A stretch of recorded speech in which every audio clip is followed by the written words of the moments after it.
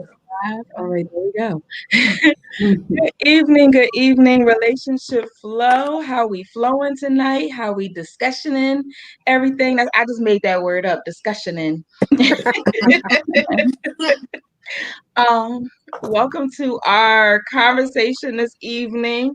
Where we're going to be talking about those uncomfortable and difficult conversations. So before we jump into like the total topic, let's do our sound off. Doc, how you doing? I'm good, Mary. How you doing? I'm good. I Hey, heard you was lady. rocking the young girl hairstyle flow.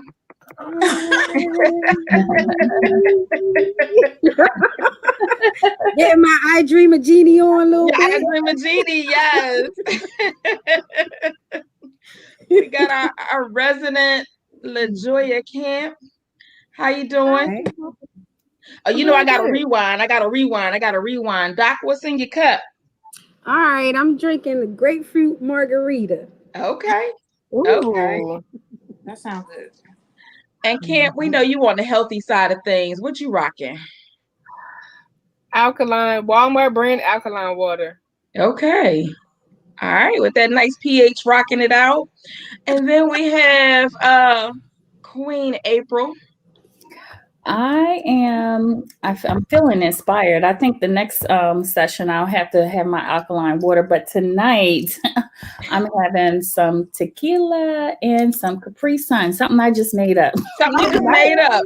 Listen, sometimes we gotta make it up to have these difficult conversations and make it stay in our Oh, truth. Tequila go with everything. exactly. Everything. And it's low calorie. It burns off fast. So Mhm. I See? Yes. That's be right. glad Drop them about that facts. Capri Drop them facts. And Jen, you've been rocking with your cup. I can't wait to find out what's going on in there. My usual, my hard cider. Okay. Always got Nice. hard cider. Are we on cup one? Or we on cup two? We on cup one. Okay. So All right. Right Oh yeah, now. right now. I forgot to add to your cider. You can add some Angry Orchard. Well, not Angry Orchard, or you could add some Crown Apple. That's what it was. Oh. Mm. Hmm. Oh. Okay, Mm. we're gonna be really turned up if we do that. Right. So I do have my margarita mix in a camouflage, type container. My margarita. So ready for our conversation this evening. So again, we were trying to call the men out to get the men's voices in this place because this is the second week in this conversation, talking about those uncomfortable and difficult conversations, how you avoid the breakdown of your partner. Because once they get broken down, whatever you were trying to resolve ain't happening. Mm. And the other thing that ain't happening Hmm. is it ain't gonna be no goods after you enjoy your tequila. It's not gonna be no love and no genuine care for each other. So the first thought, when we were thinking about, and we have invited some men, so they might pop in and they might not. We'll see. Um, but we want to start with kindness. Are we being kind to our partners? Like, how do we show? Like, I think of that as creating that safe space. But how do we create that an opportunity that our partners can be comfortable to talk to us about whatever the emerging need is?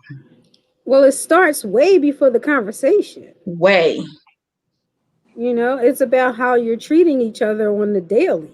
Mm-hmm. The simple stuff, saying please, saying thank you, you Mm-hmm. know, um, I love you, Right. hugs and kisses, just the basic stuff to let somebody know that you care about them and that they can trust you. Right. Right. I think that's the that's it right there. If you're not doing that on a daily basis, then you're not building up that trust, and your partner may feel scared or reluctant to have those conversations with you because Mm-hmm. they don't know what to expect. They don't know if they're going to receive love. They don't know if they're going to receive violence or Right. aggression. Right. So it starts long before you say we need to talk about this. And then maybe not even using that word we need to talk, because I know we need to talk. I'm automatically checked out. June, I'm not like I want to have a conversation. You said we need to talk. Like, dang, I took the trash out. I made the bed when I got up. I think I put the seat down in the toilet. Like, you trying to figure out all the negotiations of what you did right. And that is really like so maybe missing the mark in regards to where the conversation really, really needs to start. That's like asking what's in the bank account. Oh, Yes. It's uncomfortable. Especially if it's a joint account. yes. Only one person has access to the password. And then you think that the cameras that they put outside the house didn't see you bringing those new bags in? Exactly. That you're trying to hide in the garage or in that second bedroom real quick. Or you think your child is snitch on you. You may think the child snitched on you, because the partner will go to the children and be like, well, where'd y'all go today? Exactly. And they be like giving up the tapes because they don't know that they being set up or a part of the ploy. And what we should, that's a whole nother conversation, how we shouldn't use children. Against each other. Yep. Yes. Yes. But also you think it's about trust and being kind, and you don't know y'all got buy one get one free phones and they can track you. You didn't think about that. I would have never thought about that. Wow.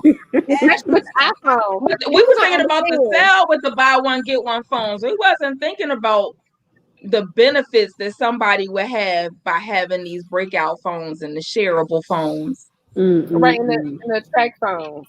The track phone. You said the track phone.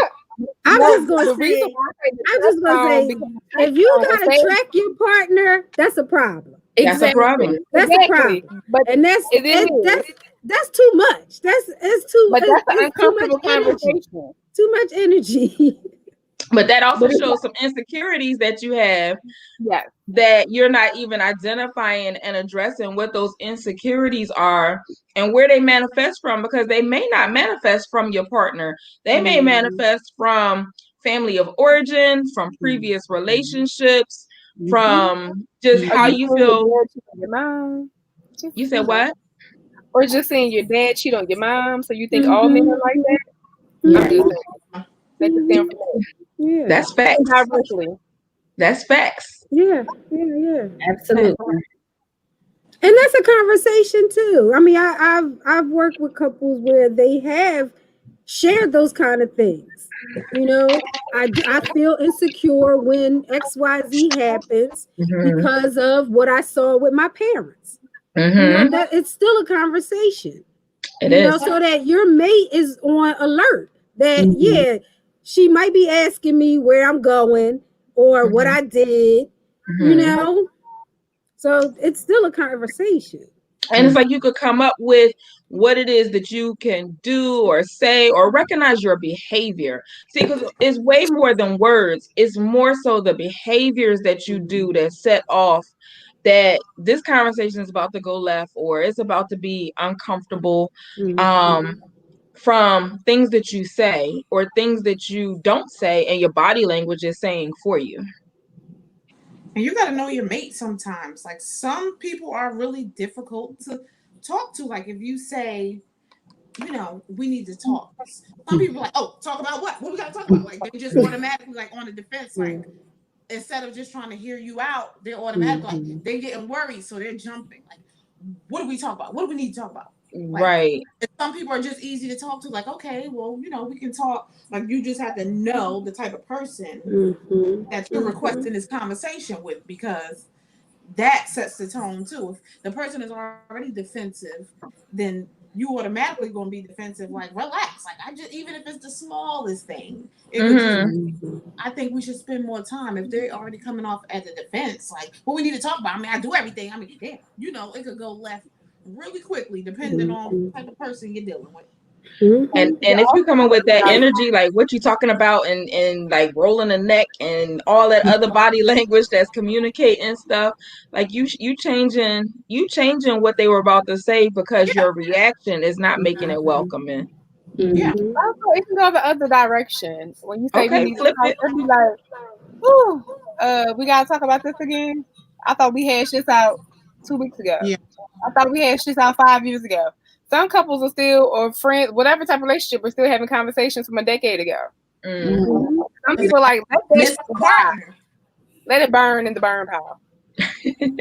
So we need to change our verbiage, right? Right.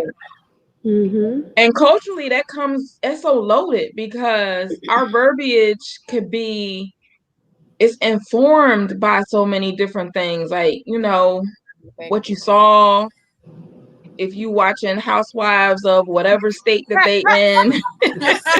All states. Yes, all the states that show exists in. Married to Medicine. It's grabbing. What'd you say? Married to Medicine. Oh, okay. I don't know that one.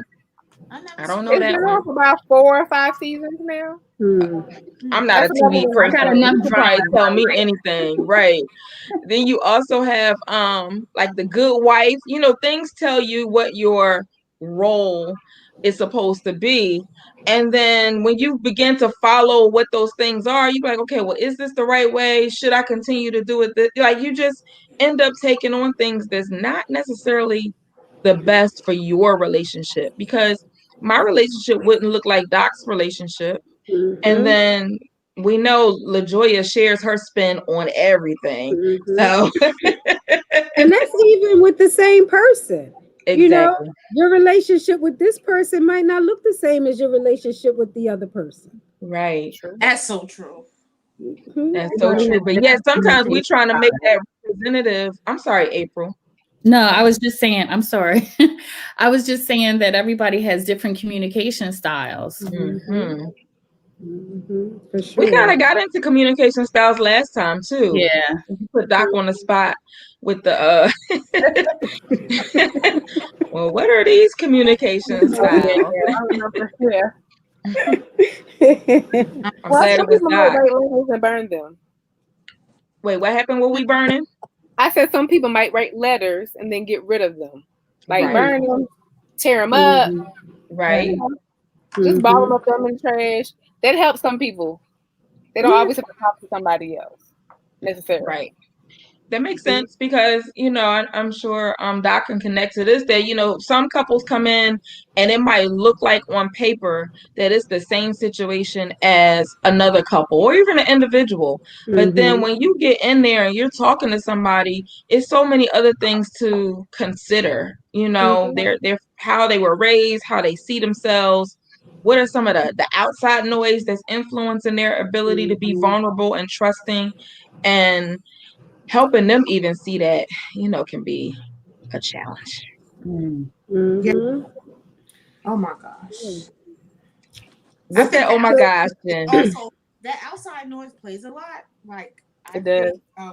Especially like for younger couples, that outside noise plays a lot. Like some people, they really they value that friend or that family member's advice, or whether it be all of them. Like anything that happens in the relationship has to get ran by all the friends first, and get their opinion and their feedback. So I'm just not getting a conversation with you. I'm getting a conversation that 10 people done huddled together and they had a conversation. And brought to me, like I'm battling 10 personalities, just this one personality. So I think nowadays, like the outside plays a lot. Right. Unfortunately, like in relationships. It's unfortunate, but yeah, I feel like that's a lot of it. It's true. So we started with being kind. And being kind and setting the atmosphere to being welcoming, so that if someone is trying to be trusting and vulnerable, so what would that look like? Like, how would you guys set that up for your relationship.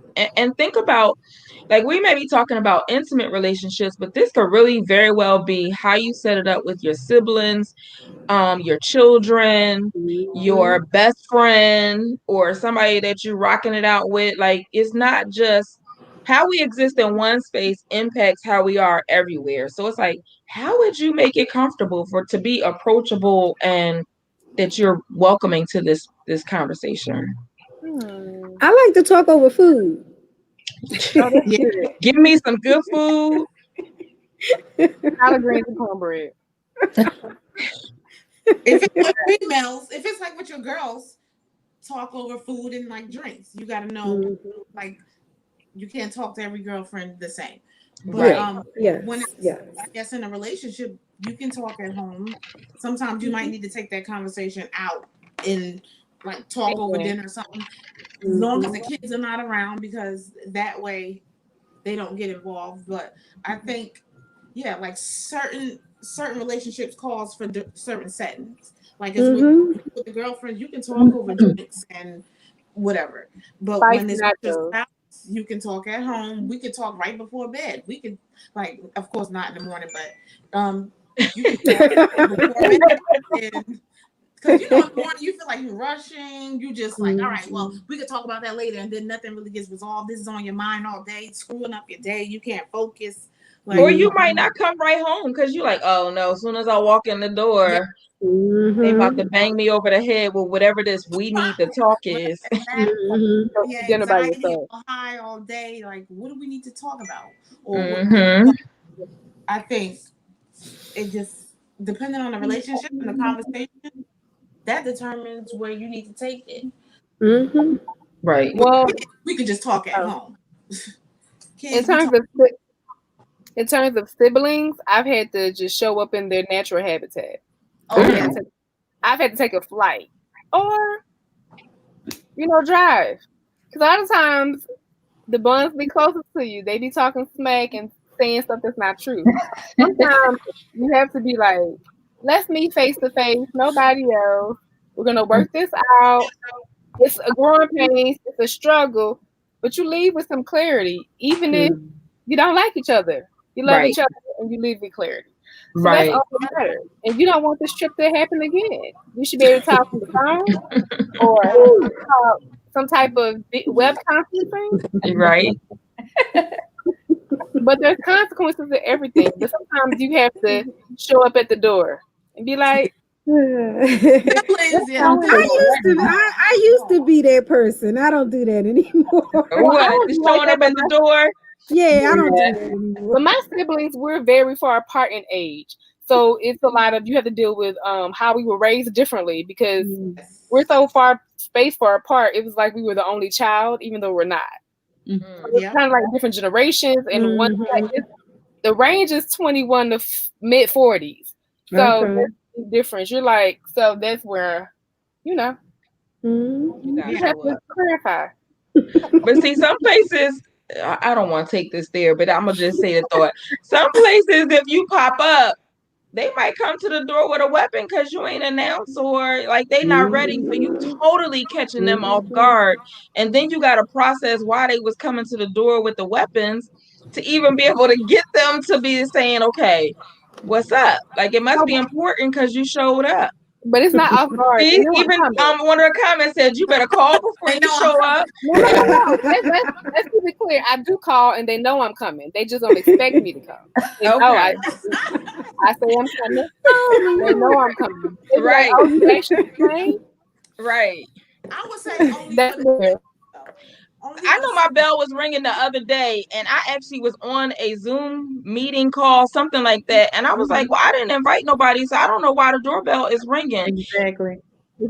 I get it. Yeah, I'm not answering the door. You found not answering the door. But that's just a sibling thing. I'm just saying. Me and my siblings is totally different.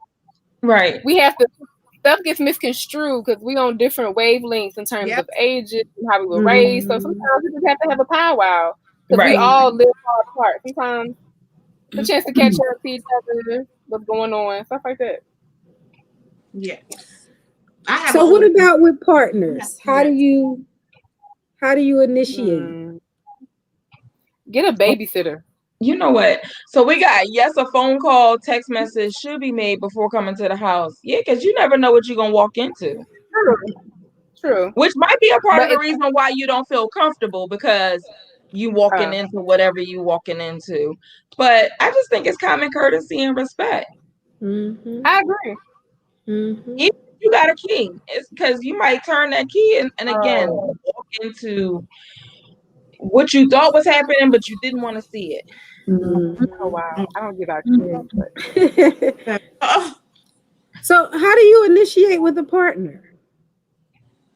um Doc is like, y'all gonna answer her question. That's Yes. well, right. I'm not answer. So if it's Don't really make me have important, to ask it again. if it's really important, I in the past I've gotten a babysitter and I've cooked at home, like you said, over food, and it was like mellow and chilled, and we was actually able. We figured out that we missed each other's company because kids can like extra people can cloud the relationship. Kids are cloudy. I love them, but they cloudy and they don't come first. Right. So when you look at it like that, if you're trying to build something, because they go by what they see, not by what you say. Right. So just by enjoying each other's company and you redeveloping that and really talking it through, and when they come back from a weekend or a day from babysitter and they see it a little bit different, it changes the whole dynamic. So a lot, like 90% of communication is nonverbal. So just bringing it back to the fundamentals. That's how I had with a partner. But yeah, with a Jen, what partner. you got? Yes. I know you With had a something. It was we like always boiling. home. I think because that's kind of like our mutual space, and like we're gonna talk at home. 9 times out of 10, I'm the one who is basically not running the conversation or whatever. But I know my partner, like, so I don't have a partner that is like a talker in the conversation, or the less talk conversation, they shut down. So pretty much I'm talking and they're just sitting there listening. I'm not doing that at a restaurant. We could do that at home. I'll put the kids in another room because I know it's pretty much going to be short and sweet. It's going to be 30 minutes or less. Or we can step outside in a good breeze so I can get some fresh air and say whatever I have to say. And, mainly I'm the one talking. Like I'm the one, literally 99.9% of the time, I'm the one who is bringing the conversation to them. Like they're not bringing any conversation to me. They don't want to talk. They just like whatever. Like we don't have to talk, but I'm the one bringing the conversation. So it's gonna be at home. Like I'm not doing nothing extra. I'm not cutting no special time out. Like whenever it's on my mind, 9 times out of 10 is in the evening. We're gonna talk about it. We're gonna make it short and sweet. I don't want to dwell on it, and we're just gonna get it over with. So are you sure that you hear both sides? Or is it like I need to get this out and you need to digest it because I'm shoving it down your throat and yeah. I'll stop and pause for a long time. It's like I'm pulling teeth. Like I have to pull teeth, and some, I think some men, based off of previous, like we said before, how you were raised, all of that, like they are just not good communicators, no matter what. Like it can be from the smallest thing to he'll communicate with sports because I guess that's something he knows and he has to talk a lot about. But when it comes to like the whole talking and like sharing your feelings and all of that, he just feels that that's like a womanly thing. And I mean, obviously you have something to say, I'll listen, but I mean, I don't really have much to input. So how is that Okay. authentic communication? Like you like I gotta get what I gotta say out and that it is what it is. Like, where is it that they actually gets that their voice matters? You when they know? talk, that's When they hard. talk. Yeah, Right, when they but if talk. you're doing it on their terms, I mean, you're doing it on your terms and not shared terms, then it's still not a safe space that I could feel vulnerable enough to tell you what it is that we need to talk about. Or you could be creative and understand the sport that they are in love with and utilize that as transitional focus for getting your point across. Because if that's what they live in and what they're comfortable with, they will hear you better and you can really connect what make sense to them to what you want to get across. So you're saying, for example, if it's football, and then if the quarterback is breaking down, you're talking about the relationship. Absolutely. So you're like, oh, this player, he's not that great. What do you think about such and such and such? I think they should use the second string or third string, or just trade him all together. Let's look at some different alternatives. Not lecturing. You're not lecturing your partner. Like it's not one person is the parent and the other one is the child. Like you guys are supposed to be on mutual sacrifice level. That, I mean, you guys used to communicate well, and something has turned left that now you need some kind of catalyst. So you got to find what's that mutual point and have a shared conversation, not a little boy, didn't I tell you, or little girl, you better stay in your place, because that's what, if it turns into a lecture, that's what it is. But some people never communicated well, and other things took place, like good sex. And you didn't have to communicate well until you moved in together. You had real problems, and then now you want me to talk to you? We wouldn't have I don't know how to do that. But sex is communication. So if you can't talk to me in a vulnerable space, you actually not hitting my G spot or any other spot well. But that's not everybody. I guess good sex is communication. But and you know what I found over years and years is that some men only communicate during sex. True. That's when you get the vulnerability. I love you so much, and all the things that they don't say in the daytime. Yes. Well, what kind of communication we're talking about? Because if there's a problem, I'm not addressing my problem while we're having sex. Right. Exactly. Right. So exactly. But people will think that sex is canceling out the need to have that less talk. Yes. Because I laid it nice to you, so you could just go ahead and we can ignore the rest of that stuff. Yeah, we ignore the rest of that stuff. See, that goes back to a couple sessions before when we were talking about withholding sex. Yes. No, we got a problem before there's sex. We need to address this problem. Right. And I can relax. I can participate and be okay.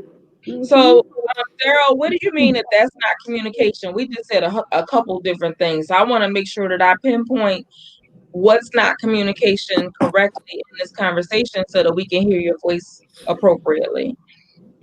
And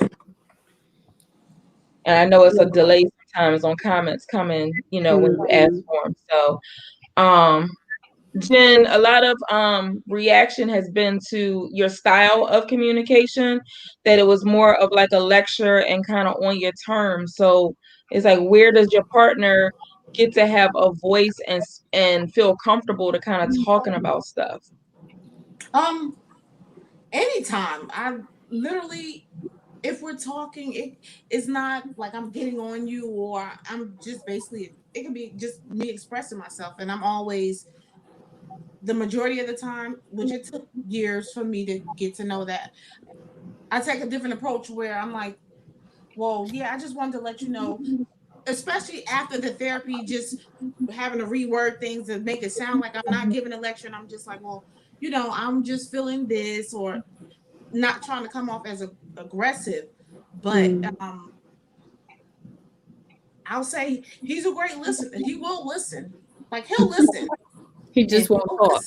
Listen, but he's like, I mean, I hear you, or I just like, I really don't have much to say, or I guess, like, you're right, or it's like that. Even when I'm coming off, basically, I'm welcoming. He's just not. He's not like a talker type of person. Like, doesn't mean that you shut down and don't say anything because your partner not talking. So now you're not supposed to share your feelings too. He's just not frustrated. I see that little ponytail going. Yes. because I understand what Jen is saying. If you start expressing yourself and your partner won't share in the conversation, that doesn't mean you shut up and just let it be. you share what you sharing, and you might ask for feedback. If they choose not to give feedback, then just give it me a might become a lecture to them. But this is a lecture by choice because you don't want to participate. That's a good one. A lecture by choice. It's that upbringing where it's like, I mean, I feel like, I mean, right now you're in your emotions or you're in your feelings, or I'm just allowing you to speak. I'm allowing you to share however you're feeling, and yeah, I'll say my little piece, and that's it. You want me to help more with the kids? You're right. I mean, I should help more. Okay, and then it's like, because 9 times out of 10 that I'm right. So Can I ask a question? You just basically want to listen. And Absolutely, April. So Jim, when you have these conversations, before you have these conversations, are you asking him, hey, is this a good time for us to talk? Because you want him to be receptive, you want him to be engaged. And if you're just, coming at him and he's just sat down from work or whatnot, like, may not be a good time. That's why I say the evening. Like, I know that time. Like, I know the time where it's like wind down, and I, let you know, like, hey, can we talk later? And be like, okay, well, when we come I come from the store, or when I finish working out and I get settled, all right, that's fine. That's like never no long talks, because I don't even have the energy for that. After a while, I'm just like, all right, I'm burnt out, or I don't even want to hear no more or talk no more. So it's always like a short, straight to the point. Right. Like, it's never, we're not sitting down and talking for like 2 and 3 hours. But is that something? So maybe is this part is maybe what we don't know because we don't live your life, and maybe it'll help us understand like the perspective that you're coming from.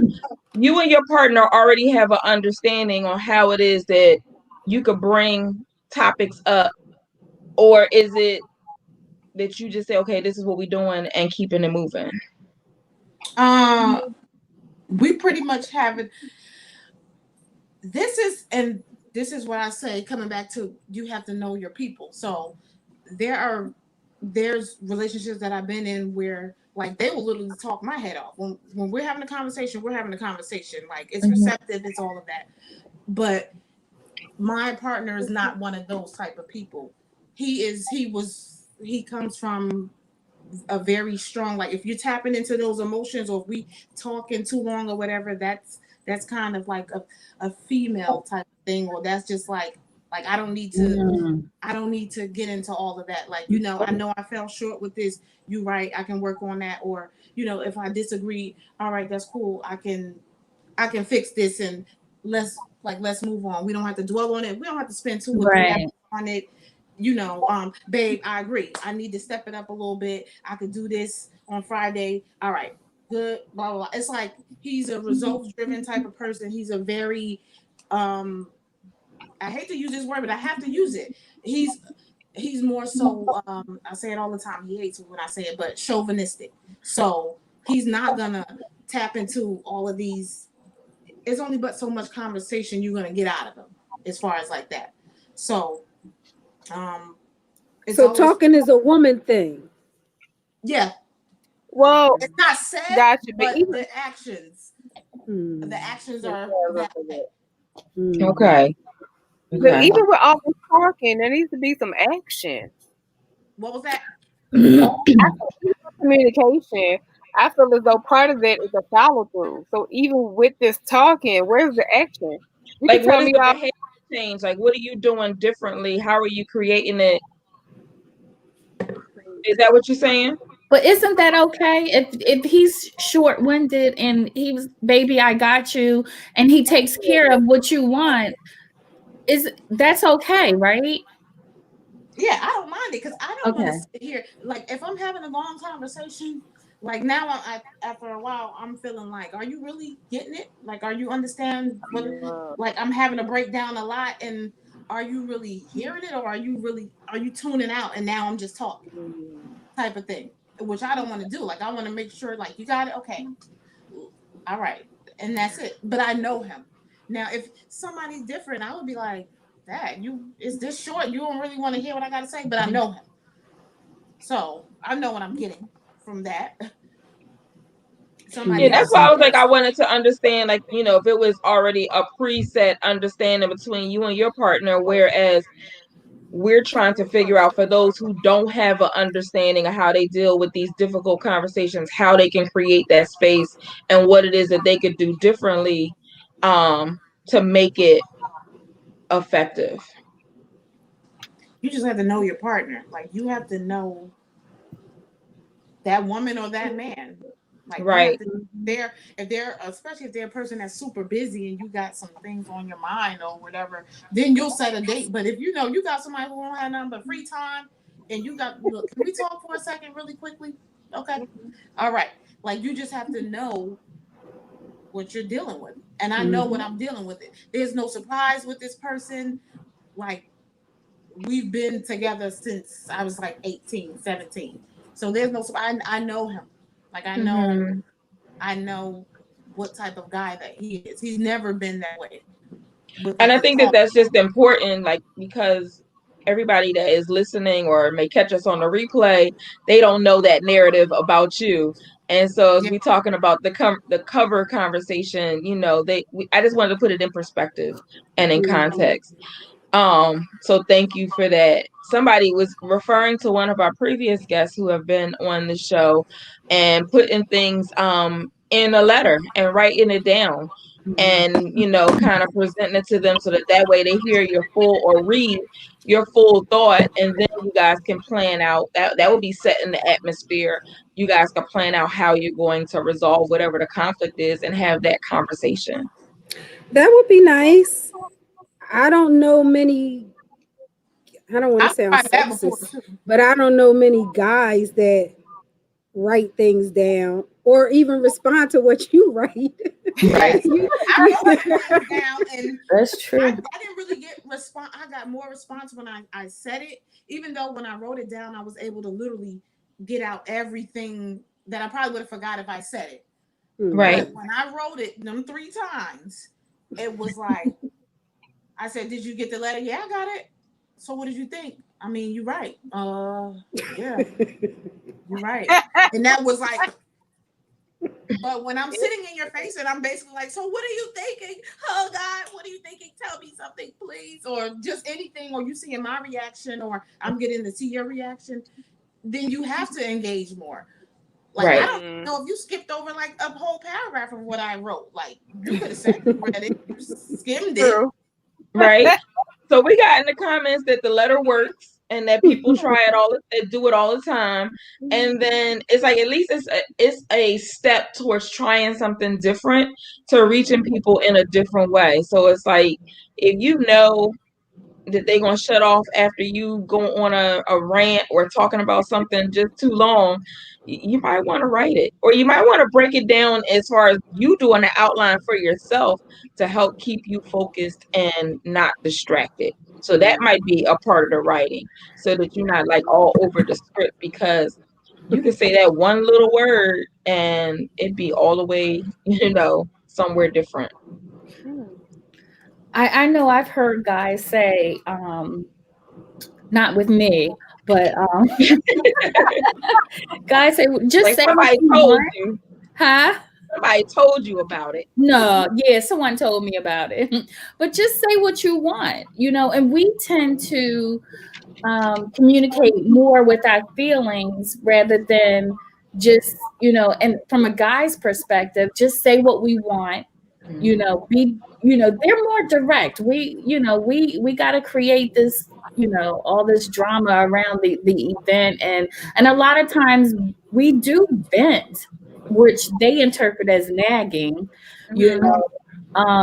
but I think it would be helpful depending on the personality. And it sounds like your partner, he just like, just tell me what you need me to do and I'll do it, whereas you still, and I've been there, I'm still harboring on my emotions, the hurt or whatever the case may be. Like, I need you to hear me, and I don't care if you say you're going to do it, because and it goes back to the actions. You said that you were going to change it or do this or do that, and it's still happening. So, I'm sorry. Card to swipe. Wait, what happened? Kim, were you saying something? Oh, I was just sorry. I was just talking out loud. Oh, okay. No, I think guys are just like, just most guys. And I don't know, we don't have a guy on the panel, so we can't speak for them, but based on what I've heard, they just pretty much just want us to get to the point and, move on and, move out the way of the game. I don't know, but there's that disconnect sometimes, and we just need to find the right time, the right place, the right way to reconnect. So in the absence of having the male voice, like how can we? Wait a minute, Mary. Daryl, yes, we do. What did you say? Do we need a man on the panel? Yes.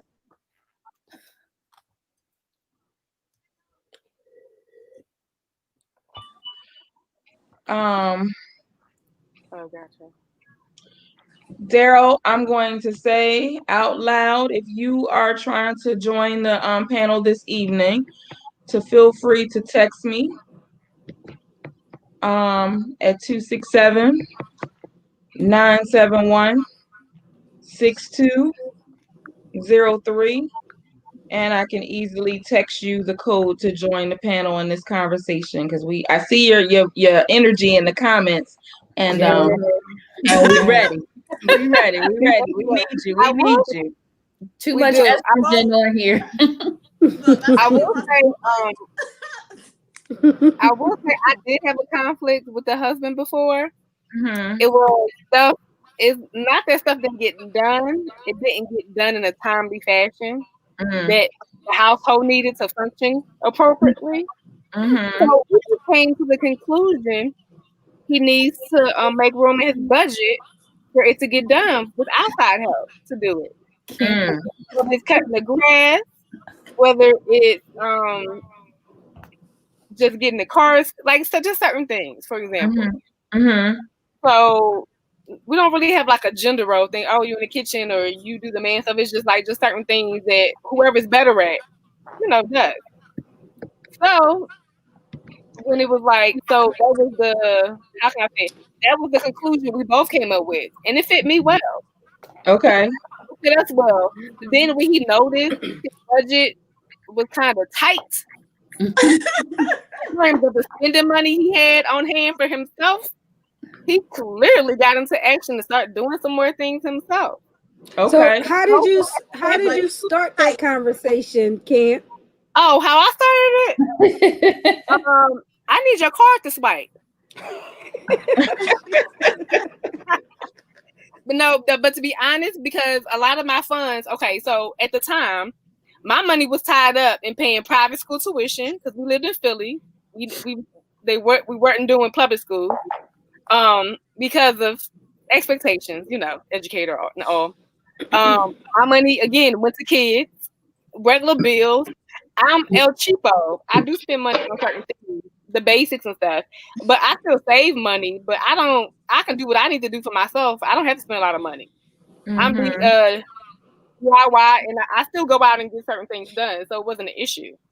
Right. So I mean, so you just walked up to him and said, "I need your card to swipe." Yeah, he said, for what? I said, well, I need such and such and such and such done. And we have family coming into town. If this grass, we was part of the HOA. If this grass is not under certain inches, we will get fined from the HOA committee. We will get tickets. And I'm tired of getting these tickets. So it's coming out the weekly budget. It's a waste of money. If you do what you're supposed to do the first time, we wouldn't need to swipe. People like, you know what? You're right. He said, I come home, I'm tired from work. I help out with the kids. I do this. Like it's even flow, like 100. It's not like 50%. We ain't doing none of that. Whoever can get it done, can get it done. But if I can't get it done and he can't get it done, he was like, you know what? I'm gonna set money every paycheck and just put it in this account just for you. So whatever needs to get done, whatever is in there, do what you gotta do. I said, Right. amen. So we was on So the that same page. caused a behavior change for you in that moment, and you got what you needed. Right. By So an just like effective when financial. right, but the fact is, for example, my family is used to me cooking every day. Mm-hmm. But when I get really into my business and I'm not cooking every day, they like, oh, so we need a budget to take or we need a budget for extra certain groceries because we gotta buy extra snacks to buy stuff that everybody can cook. So the Right. older two can cook now. Right. So that's where I gotta be. You know what? I'm gonna have to give up the coins. Don't want to, but you know what? It is what it is because it's about convenience and making the family as a unit run better. It's not Okay. about who spent what on this. Like we come together. So yeah. Yeah. So Daryl, if you're still trying to jump on, you see we do have our resident guest, Del Rico, who has joined us. And if you're interested in still joining, please email us. Del Rico, you done jumped into the fire. No, listen, before I got on, I was able to hear a little bit. I was like, oh yeah, it's hot. Yeah. It said it's smoking on it in here. But nah, that's good. But where I did tune in, when you ladies do write it down and that might be good for you and you get it all out on paper, please break it down for the brothers. Please don't give it all to the brothers like this Dissertation. term paper that you done wrote. Like, please give it to us in chapters. That's all. I've done a PowerPoint before. You did a Say that PowerPoint. Oh, I've done a PowerPoint because my husband is also in education, so he gets it. So he's like, space, check it out for kids. He's like, okay, what we talking about? What we dealing with? And we look at it together. He's like, oh, that makes sense. I get where you're coming from. It don't make sense to me, but I respect your opinion. He ain't reading nothing, and that's why I'm like, you got to know who you're dealing with. See, hers will read a PowerPoint. Mine's is not reading a PowerPoint, a paper, or nothing. Now, if you shoot a text or do a video note or something, then he'll get it because it's like it's in your face. But he's like, I mean, yeah, I saw it. It was a lot to read. I'm not reading all that. I mean, you can just tell me. I mean, I'm on my way home. Like everything has to be quick. But it's not wrong. It's straight to the point. It's straight to the point, but that works for yours. But yeah, some they're just not gonna. Oh, but Jen, let me hit you. I've had to do a video too with no words, like acting it out, looking like no. Seriously. I had to play the part, role play, and act it out, and video myself. I had my girlfriend's video something for me before, and then I had to really act it out. I sent it to him, and he got the message. Sometimes no words said. So Del Rico, as the male voice, how would you speak for how to create that space to be comfortable to have these difficult conversations? We've mentioned the difficult conversations being finances, sex, whatever. Like it could be a lot of stuff. The house is on fire. How do you say make it a comfortable conversation? The most difficult thing. Well, listen, like I've told young people, like I've told people in on other platforms that I come on, if and I've used those terms, house is on fire. Then if your house is on fire, we don't have any time to play around. We don't have any time to sugarcoat. We got to get right to the point if the house is really on fire. Mm-hmm. Like, so for finances and stuff like that, if it's affecting the household, the whole household, those conversations, it's no playing around. Like your feelings and all of that, like there's something bigger than your personal feeling. And when you in a relationship and it's to that point where it's dire, things are dire. Me personally, I'm not sugarcoating it, and I don't want the person to sugarcoat it. Mm-hmm. Because it's not a sugarcoated type of topic. Like if it's dead serious, we need to be dead serious about it. Mm-hmm. You know what I'm saying? I'm not going to do it in a disrespectful manner, but I need you to understand how serious this situation is. And like I hear you ladies all say, you know, you got to know your partner and everything. So there's certain words you may not say that you know might, you know, get up under your partner's skin. But this is a topic that needs to be discussed. So there's no sugarcoating it. These phones go to the side, the TV go off. Like at some point, I mean, we do have to be adults. You know what I'm saying? And then other things, you just know your partner and know how they would best receive it. You know what I'm saying? Now, if coming at your partner, you know they won't receive it the best way, then you got to go try something else. If you know your partner's not going to receive a text message, they'll hear it more when you're in their face, then you got to say it to them. You know, everything we do is just about knowing that person and catering to what it is that how they feel and how they may receive what you're saying, but it still has to be said, even though you may be catering or trying to gear it towards not being disrespectful or something like that. But sometimes topics and things, you know, when we're adult, it's too serious and it's too important to sugarcoat. We all grown, and you in your 40s. I agree with the not sugarcoating. I agree with that. But yeah, I definitely think if I'm talking to you, most likely it probably is serious. If we got to sit down and have a talk like that, it's going to be serious. And I'm not sugarcoating. And that's why I said it has to be straight to the point, because you know who that is. So that's my guy. So he's on time. But yeah, like, and I think that's where I am with it too. Like, I don't like to have long conversations and long drawn out. If I'm writing stuff, 9 times out of 10, I'm journaling. I'm not writing a letter to you to tell you whatever. Because after I tried it and realized it didn't work, I know like the best ways to get to you. And that's just how it is. Like, I just, not to say I don't have the time for long drawn out conversations, I just don't want to have them. Because after a while, I feel like we having the same conversation now. And well, sex is something totally different now. Sex and finances and is just something totally different. A finance conversation might have to go long. If you got to whip out receipts and all types of shit, that might have to go long. Sex conversation, depending on what it is, yeah. I just think that those two show your true vulnerability. So it is in the same family, like, you know, you being confronted on a space that you probably really don't even want to talk about. I don't want to talk about that I spent $200 on these pair of shoes, or that I went and bought this bag that I felt like I deserved. Yeah, I know the electricity is due, but I wouldn't think about that right now. Like, yeah, I know we sit in the dark with this bag, but it's okay. That's dirty.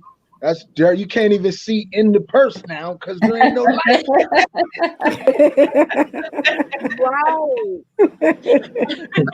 I wasn't thinking about that. I was thinking about my immediate gratification, and I worked hard, and this was on sale.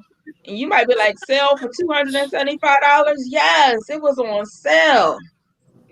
I don't even have discussions like that. Me neither. Not when it comes to money. If I'm earning my money, we have our money and I have mine. So what I decide to go out and buy on mine, it comes from out of my personal budget. So there's no conversation.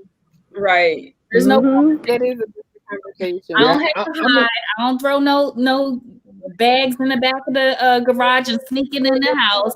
Right. This is what I bought. Oh, by the way, I got you something too. You know, right? Sneak that right in, huh? She just bringing it right on in. But no, because that's what I do. I mean, I'm a giver, so I'll think of him and bring something for him. But don't try to my money out because these shoes is lit. That's right. I did get you something. And you gotta take this gift. Right. Oh, what, you don't like it? Oh, okay, no problem. Yeah, I'm Right? I'm I'm different. I'm different as a man when it comes to. I don't like checking nobody. If you got a nickel and you wanted to value a person to help make Thank you feel fly, like that's what's up. I ain't mad at you, man. Right. Like Ain't nothing number one, if you're in a relationship with somebody, then their feelings and their happiness is important. So that little, if they bought that little trinket and they make them walk in the house with a smile, come forward, man. And I look, mean, but don't be mad if we eating hamburger helper all week. Not all week, bro. Not Not 7 always. days. Can it be spaghetti too? I mean, And in might some not be cases, you might not spaghetti. be It able to might be cook spaghetti hamburger at home. helper. You might not be able to cook It the might be hamburger helper if the lights is out because the refrigerator is out, the food is out, like everything. That impacted everything. And you thought about only yourself, but what you what do needed. you think? What conversation do you think is more uncomfortable? The financial conversation or the sex conversation? Probably the financial. sex Finance, because I'll tell conversation. you if it's whack. I say financial. Finance. If it's whack, The I'm sex telling you you. can always speak that. It's You hard to think get with a bad habit more with finances. I'll say the sex conversation if it's about it not being good. It's always And gonna you're Oh, be I've that. never I had gotta this. talk. yeah. That's not That's the only reason that you conversation. talk about something, and you got to make sure that you're not criticizing and downgrading that person at the time that you're trying to edify them for them to do something better. So it's like if you having a conversation that you want to see growth, you can't be belittling them and talking down to them and making them Right. feel like You the say it nicely. You say it There's nicely. no nice way to say Yes, you Right. it is. Ain't no Yes, it is. like I some need bad. a do-over, It's babe. bad. I'm sorry. It's I bad. need a do-over. Yeah, and look, I mean, y'all all I animated in this conversation. listen, Like, That's wait I'll a right. give minute. the ladies, I think, and I don't know, y'all correct me if I'm wrong. If the ladies had somebody who was trash, y'all not going back for seconds, are y'all? no. You know what? No, I'll say I've never this. been there. I don't know how to answer that. What I have seen most is that women will try if the sex is not good and they really care about the man, they will try, but if it doesn't get better, they will hang in there until they can't hang in there no more. If everything else is good. But with men, with men, I don't think men would go that far. Yeah, If the right. sex is trash, the first time they get it, I don't think they going back. Even if they like the woman. That's Yeah. Now true. I'll give you a secret. I don't believe that at all. Men are savages. They are. If we And I agree with that. But why if go it's back trash, if you already had it and it's not Trash good? is trash. if That's it's the trash, savage part. if It's it's not not good. good, I'm not going back. I'm going back because the second time you still think, man, maybe. Maybe it was something I did. Maybe. Come on, please. All that dancing she was doing in the club and all, man, please. We're gonna roll the dice one more time. You gotta have that sense. You gotta have that sense about things. I've never been there before, so I don't know how to do that. I just have it like I don't know. I guess if you want to be with somebody, like be with somebody on that level, you get a sense. But if I sense that they're gonna be too attached, I don't even go down that road. Or if I sense like we don't have the same end goal, I guess I'm different. I just keep walking. Right, but then if you gotta teach them all these different things, you have to realize that they don't know your body the way that you know your body and how it is that you want to Everybody receive body's it. True, I get that. So that's communication, but you don't say your dick is whack and I needed to go to the right more than to the left. And when you Exactly. stand No, to you the know, left, but I've never. it And ain't I don't know working. how to answer. And this, that's what though. I'm I've never talking had to about do because that. I think that if a woman really likes a guy, she will give it a try. Mhm. She will try to teach. Oh, She will try to let him know what's good for her. Mhm. And she might do it 3-4 times. To see how it goes. yes. Yeah, I she might mean, try.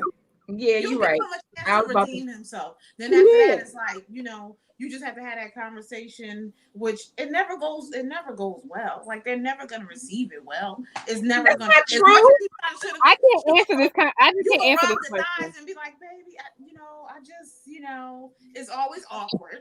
It's always that is I would say financial is not half as awkward as a sex conversation. So is the sex conversation awkward because it's also you embracing your body and being comfortable with who you are and your body as a nude person, as a sensual person, as you honoring not only your anatomy but also theirs? Like, is it a disconnect that comes because finances is concrete, is black and white, it's the plus or the minus. Like, it's really no variation in between there. There's multiple variations when it comes to how it is that you own and accept your body, because I believe Del Rico is saying that they're gonna go back in and try and see if it's another way that it make it happen. You gotta build that chemistry that's gonna make it magical. Because if it's not magical, it's like, okay, wait, was I in my head? Was I thinking about the bills I had to pay? Was I thinking that the kids might wake up if I scream too loud? Like, was I thinking of all these other things that didn't have me present? Still a hard question. Now, I know from a guy's perspective, a guy doesn't need you to be present. No. So Exactly. therefore, that's why the second time could come, because I don't need to have a connection with you. No. Like, That's true. There's a lot of sad babies out here. There's a lot. They said that they need that connection. So, And I that's the honest. Like, I'm telling, like, having conversations with young men and listening to young men that I've taught throughout my life and making some of these mistakes that I've made. There's a disconnect, because there's something about when a woman lets somebody into her body, opposed to a man who is Just taking the car in and out the garage and don't care. and just driving it. And just driving it. And don't change the oil. You're going through all the Whoa. I always say that may have used to be true. That may have used to be true in our generation and beyond, but I think that it's not as true today. I think the women are just as bad experienced. Say it, Cam. Experimental as the women. Man, these women out here are vultures. They don't really care about you like that. What can they get out of you? On to the next. Next. And I'm gonna say, I think the conversation gets difficult and awkward when, from a woman's perspective, if you care about the guy and you don't want to hurt him, you don't want to mess with, you don't want to mess up his ego. Yep. You don't want, you don't want to, because you already come into the conversation thinking of that. You're like, oh my God, I gotta have this conversation with him. It's not that I'm uncomfortable with my body. I love doing it, or I love whatever, but I know, like, obviously he probably is not that comfortable, and he think that he's been doing his thing, and maybe all the other 10 people really like made him believe that he was doing his thing, and now he's come to me and he's like barely hit the mark, and now I gotta let him know, and I'm kind of not wanting to hurt his feelings and not wanting to hurt his ego. It's not that I'm with my my stuff. It's just that I know that his confidence is so damn high, and I know once I finish having this conversation, it's going to be so low that he's going to try to play it off like I didn't just tell him it was trash. He's going to try to play it off and like, oh, it was me, but that's just him not wanting to accept it, and I already know this. So I think that's what the awkwardness comes in at. Like, not really awkwardness. I mean, it's not like you're scared or shy. It's just more of the awkwardness. Like, okay, so 9 times out of 10 is going to be received. Like he's going to be like, nah, that's not true, or that's you. Maybe you something, like maybe it's something wrong with you, or nah, like no. But question. But what if it's the guy's or the girl's first time? So ever or first time together? Ever. Okay, I'm gonna put myself first time out there. ever like, is horrible. No, Yeah, but okay, it could the be got worst. you. But what if it's like a couple of times? It's still like the first couple of times, not the very first time, but the couple of times. You're a rookie. Well, you're a rookie, so I think if you tap into who you are, like with me when I first started, I kind of tapped into who I've always been a sensual person. I tapped into that, but my partner at the time, who's still my partner today, he works with me, and we explored, like, I guess I would say through the motions. We explored it, like we were vulnerable to each other. Like, you gotta, I don't know, because if you're coming from a very experienced person to somebody who's not as experienced at the moment, at the beginning of your relationship, then like there's different ways to say that, but I think it looks different from a man's versus a woman's perspective. Are you Depending saying on like who it is. are you saying like basically you and not just saying you, but you and your spouse, or a woman and her spouse is their first, like both of them is their first. Like both of them are coming in as virgins, basically. And Well, it could be that way, but I was talking about, for example, with myself. It wasn't my first time, but I wasn't like as experienced as my husband at the time. Like, we've been together almost 17 years now, but I'm 36. That was like I was 19, 20. And he's almost like he's 8 years older than me. So that looks very different. So versus a man versus being a woman, in terms of how you approach that conversation, looks different, I think. That's what I'm saying. I think it's so many layers to that, because sometimes like you really It is. this unit, you might really think that you're doing something, but Right. say like in the middle, say like you separate, he go his way, you go your way. He put that thing on somebody else, and you put that thing on somebody else, and that other person like, this shit is trash. Like, what y'all It's doing? different. Right. Type of thing. So it's Your I ego think, is bruised. yeah, both of them, from the woman and the man. Mm-hmm. Y'all was both giving out trash. Like, y'all was taking out the trash together, and that's the awkward part. It's like now both somebody's That having would a be conversation awkward. with both of y'all to let you know, like, hey, girl, like, honey, I know you've been This with ain't him for like working. 10 years, but I don't know. That's you need that other experience. I definitely think, because just getting that one Definitely. person, you're only going to see this one thing. It's like Mm-hmm. it's Exactly. not like I they're agree. teaching you how to be intimate, or you're growing together in that aspect, but y'all won't really have that awkward conversation because all you guys know is each other, as opposed to you stepping out and you're experiencing something else, and Other they people. may not like you Yeah. and you may not like them in that way, and they have to have that talk with you. All this time you've been thinking it's been so beautiful, Right. You've been doing and somebody something. sits you, yeah, somebody sits you Right. down on that couch, and you like, what we had this conversation for? What we gotta talk about? Right. And that's when It's they really drop that awkward. bomb, and then get like, uh, So let's welcome our friend Daryl to this conversation. Daryl, Hey, thank you so girl. much for Hello jumping Hi, there. in girl. Hello there. Hello everyone.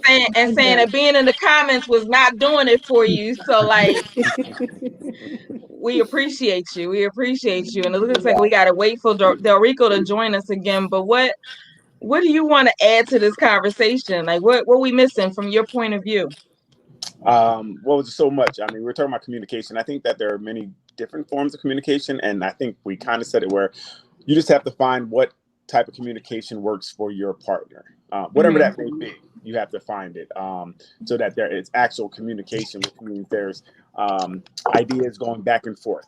It can't be just one sided. Like no one wants to sit there and just be lectured to, because half the time the other person's going to tune out.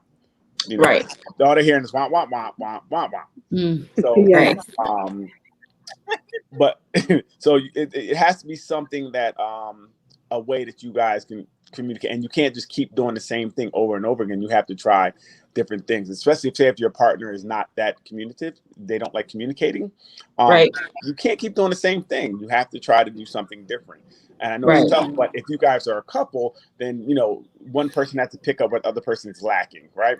So if that person's not a great communicator, you have to find a way to communicate with them that's effective. And the key word is effective. It has to be effective communication for it to work. Or if not, you're just wasting both of your times. Right. yeah. So what would be some things as an action that a woman would need to do that's going to create that space to make a man comfortable? Well, again, so and it's subjective. Everybody's very It different. is. What It works is. for me may not work for someone else. Like me, I'm a talker. I like to talk. So come to me, just tell me straight what it is, and we can get down and talk to it and try to find a resolution to it. Or even if we agree to disagree, we can try to find some common ground that we can give a little on each side. That's just me.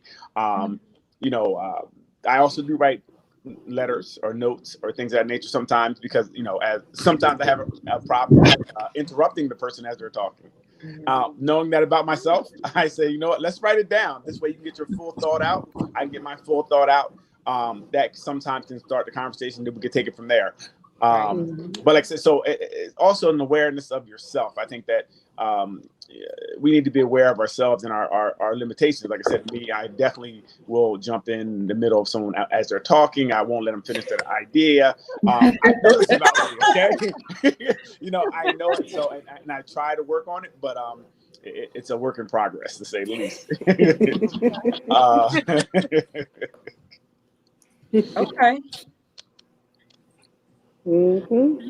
He's gonna take over that conversation. Then you gonna be the one like listening, like you'll be the active listener just sitting there. But so it's not as much taking over it. It's just that I think that every point needs to be addressed. So I think that sometimes what happens is people will they'll lay out maybe 3 or 4 things at one time that they're asking or actions or things of that nature. And before you get to the next one, I want to talk about this one before we get past it. So that we don't, okay? Hey, wait. You said, let's stop here before we get to the next subject.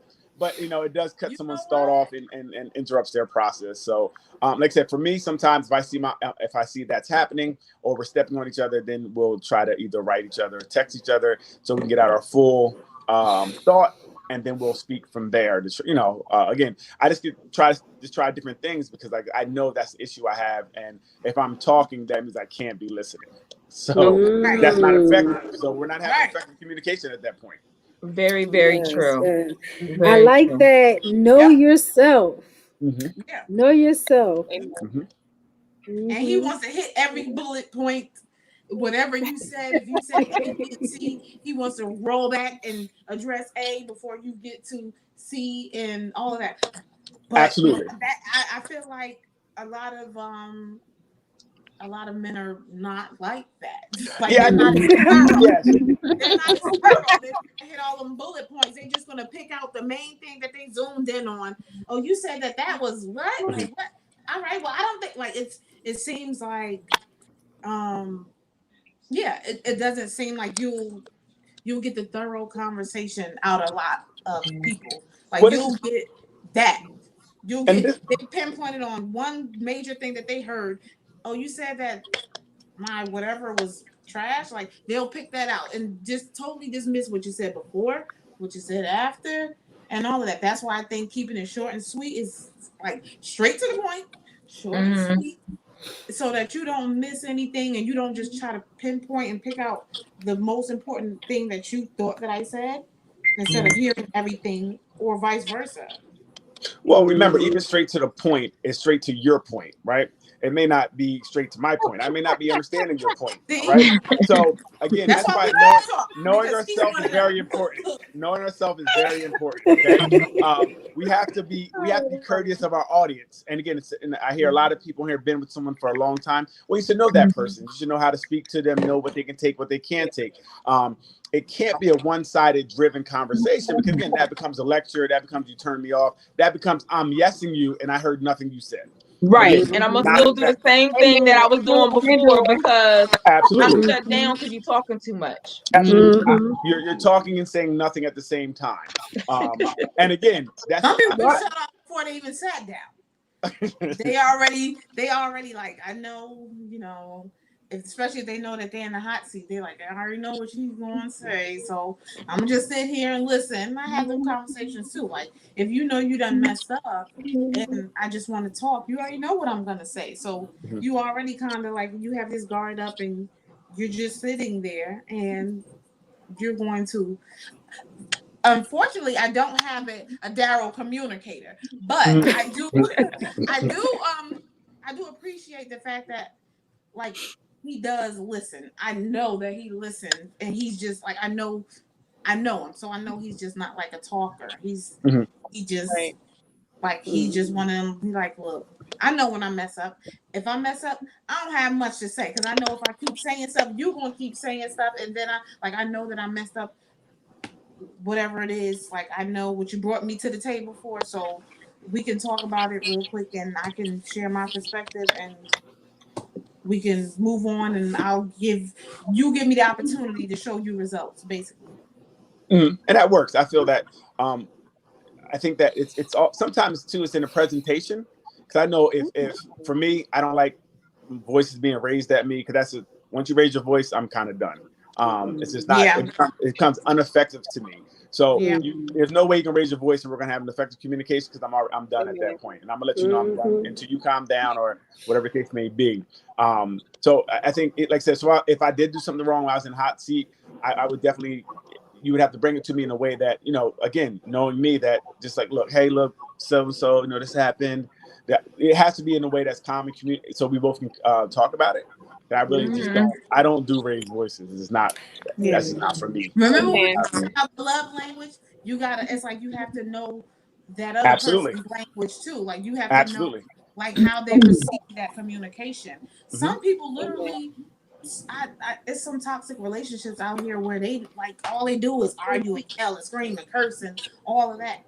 But people actually be getting it when they, like, a lot of people, they come from that toxic background. Like, they don't get it until you literally go off on them and you call out their name and go crazy. That's not me, but a lot of people are like that. I think that's a whole nother issue, because if you don't get it till they go off, that's you right. That person held that information for too long, right? Yeah, something wrong with that. Run, girl. That ain't it. that ain't it. Definitely, I know that yelling doesn't work for me, so it's like that would be like, I'm not having a conversation until you could talk in a respectful tone. Like, what, you already coming in with crisis and anger energy, so how can I even be heard? Well, and how can you even effectively say what you want to say when you're coming in with almost anger? That I think you're almost out of control already. So once it gets there, I want to shut it down so we can really think about what we're saying and have effective communication. Is where we both. I think some people. I'm sorry, Daryl. Some couples think that is effective communication. Well, no, and we know that they don't know. They don't know any better. That's what they. That's what they've seen. That's what they know. That's what seems to get their needs met. That control. So somebody in the comments said that this is why you got one time to go off on me, and then it's a wrap. She said that's why I'm sick. That's why I'm single. Hashtag. For some other reasons. It might not just be that. It might be some other reason she's single. But I think that you don't even know her. One time, she said one time. That means you're funny.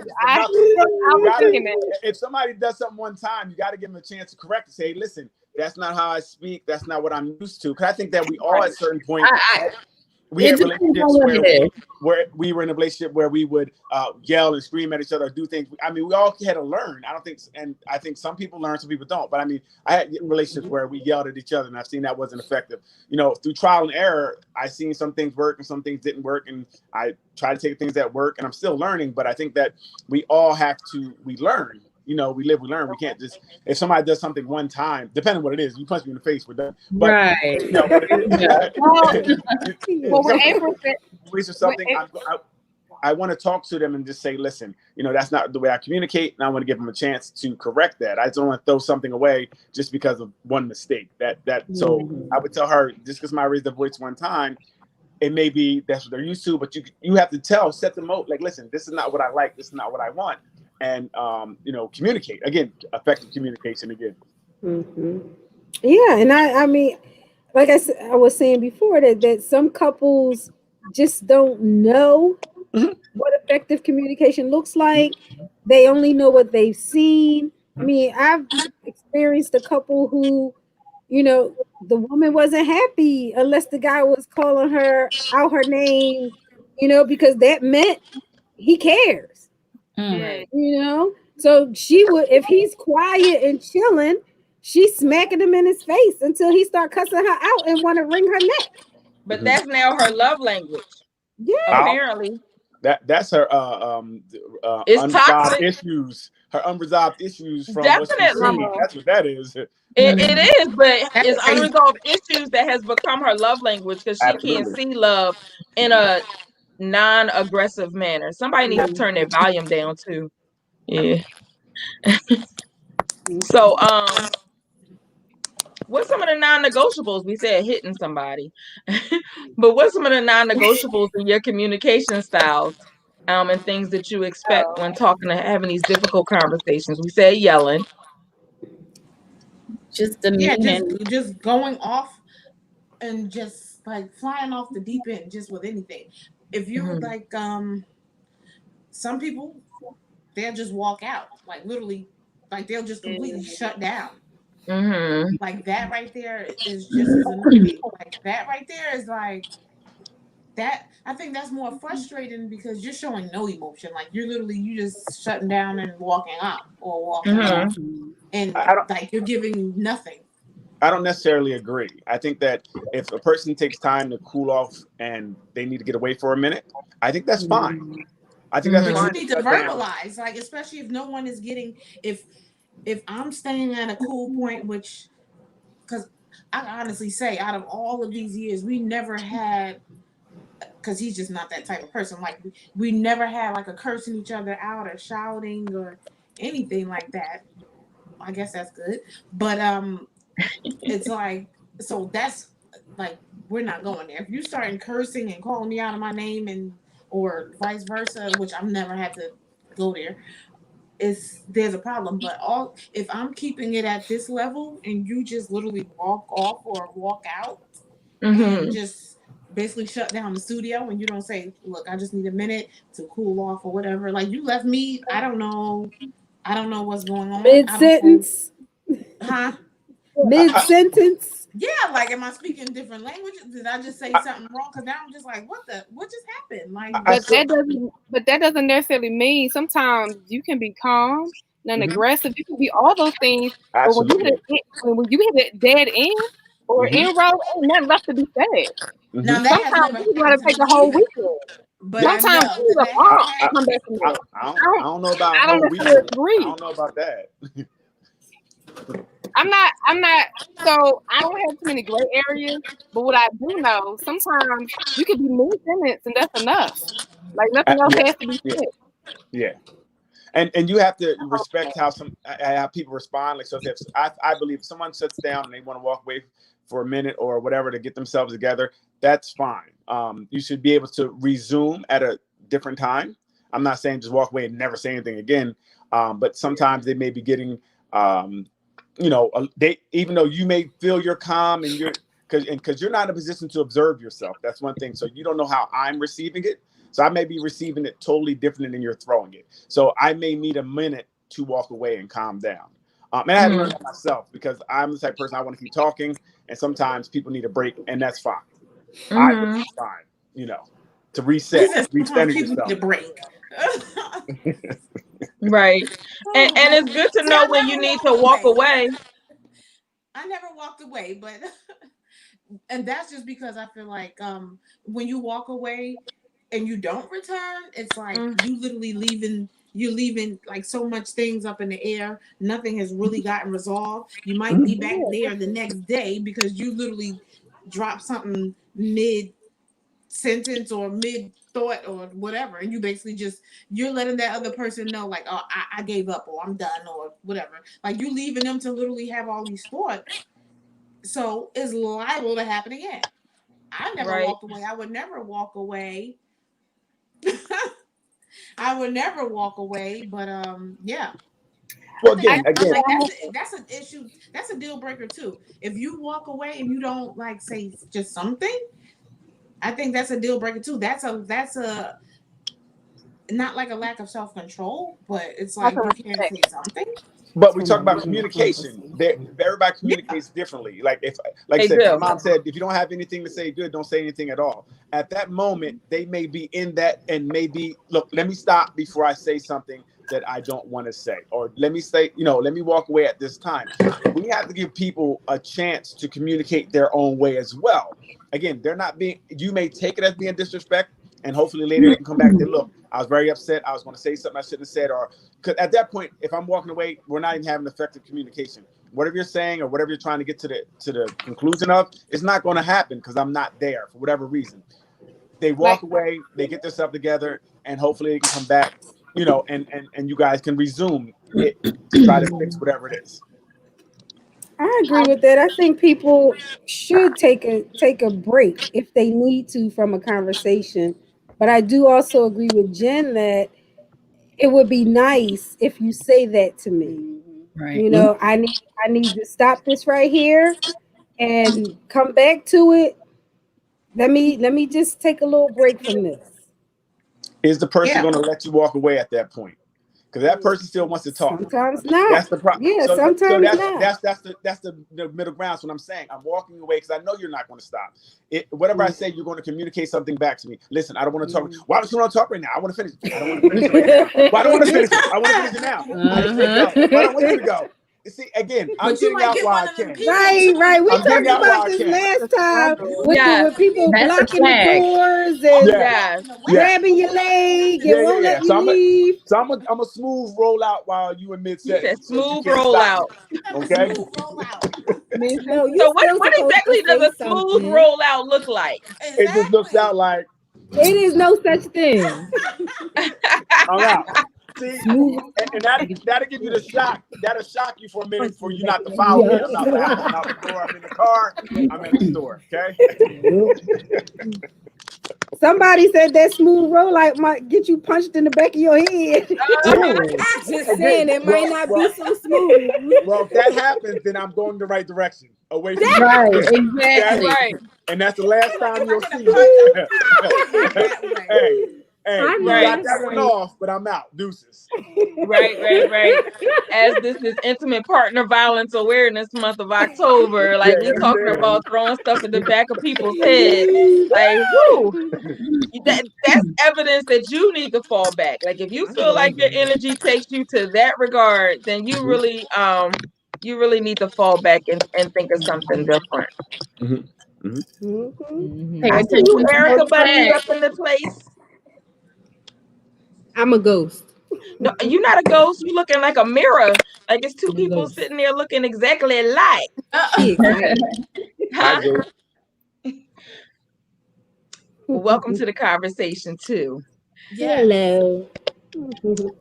This is my daughter. For those who don't know, this is my daughter Erica. Hi, Miss Erica. Hello, Erica. Can't y'all tell if Erica had the ponytail up top? It'd be like the Bossy twin. Waiting for the cat to walk by. You're right. So, is it just the men that would actually want to leave out, or would it be would women walk out too? Mm-hmm. Well, I think it'd be both. I've never experienced. I've never seen. I'm not a walkout. I would say that's the only reason I agree with Daryl 100%, because sometimes in mid conversation, if somebody's not listening, if they just listening to respond and you can't really get points across for y'all to come to an understanding, you just let them know, look, I'm going to walk away from this. She sounds like her mom too. It just kind of is what it is, and I've done it before. Thankfully, I haven't had anything thrown at the back of my head on my smooth walkout, but it does happen, and sometimes it's difficult. But I personally feel like as long as I've communicated with you that I'm about to exit this conversation, if you choose to continue to have this conversation on your own, you will be alone. Right. So like if you are looking for, and I'm seeing Tara's comment, if you need that closure in this immediate conversation and you're not getting it, are you okay? So again, but how can you get closure if I'm not ready to give you closure? If I'm not there, you can't get something. So that becomes about you, right? That's not about us. Right. So what I'm doing, I feel, is about us. I'm like, because I don't want to blow up. I don't want to say anything crazy. I'm walking out of a situation. I feel it's the best thing for that conversation because it's not being productive. But I'm not going to sit in a conversation and just have it just to appease you. All right. And that's not okay either, because we're not really getting. I'm just going to yes you to death again. And then I hear nothing you said, and you feel like I'm gonna do what you want to do, and I didn't hear anything. Yeah, baby, I got you. Right, I'm gonna do it. I don't know what she said, but that's just for her.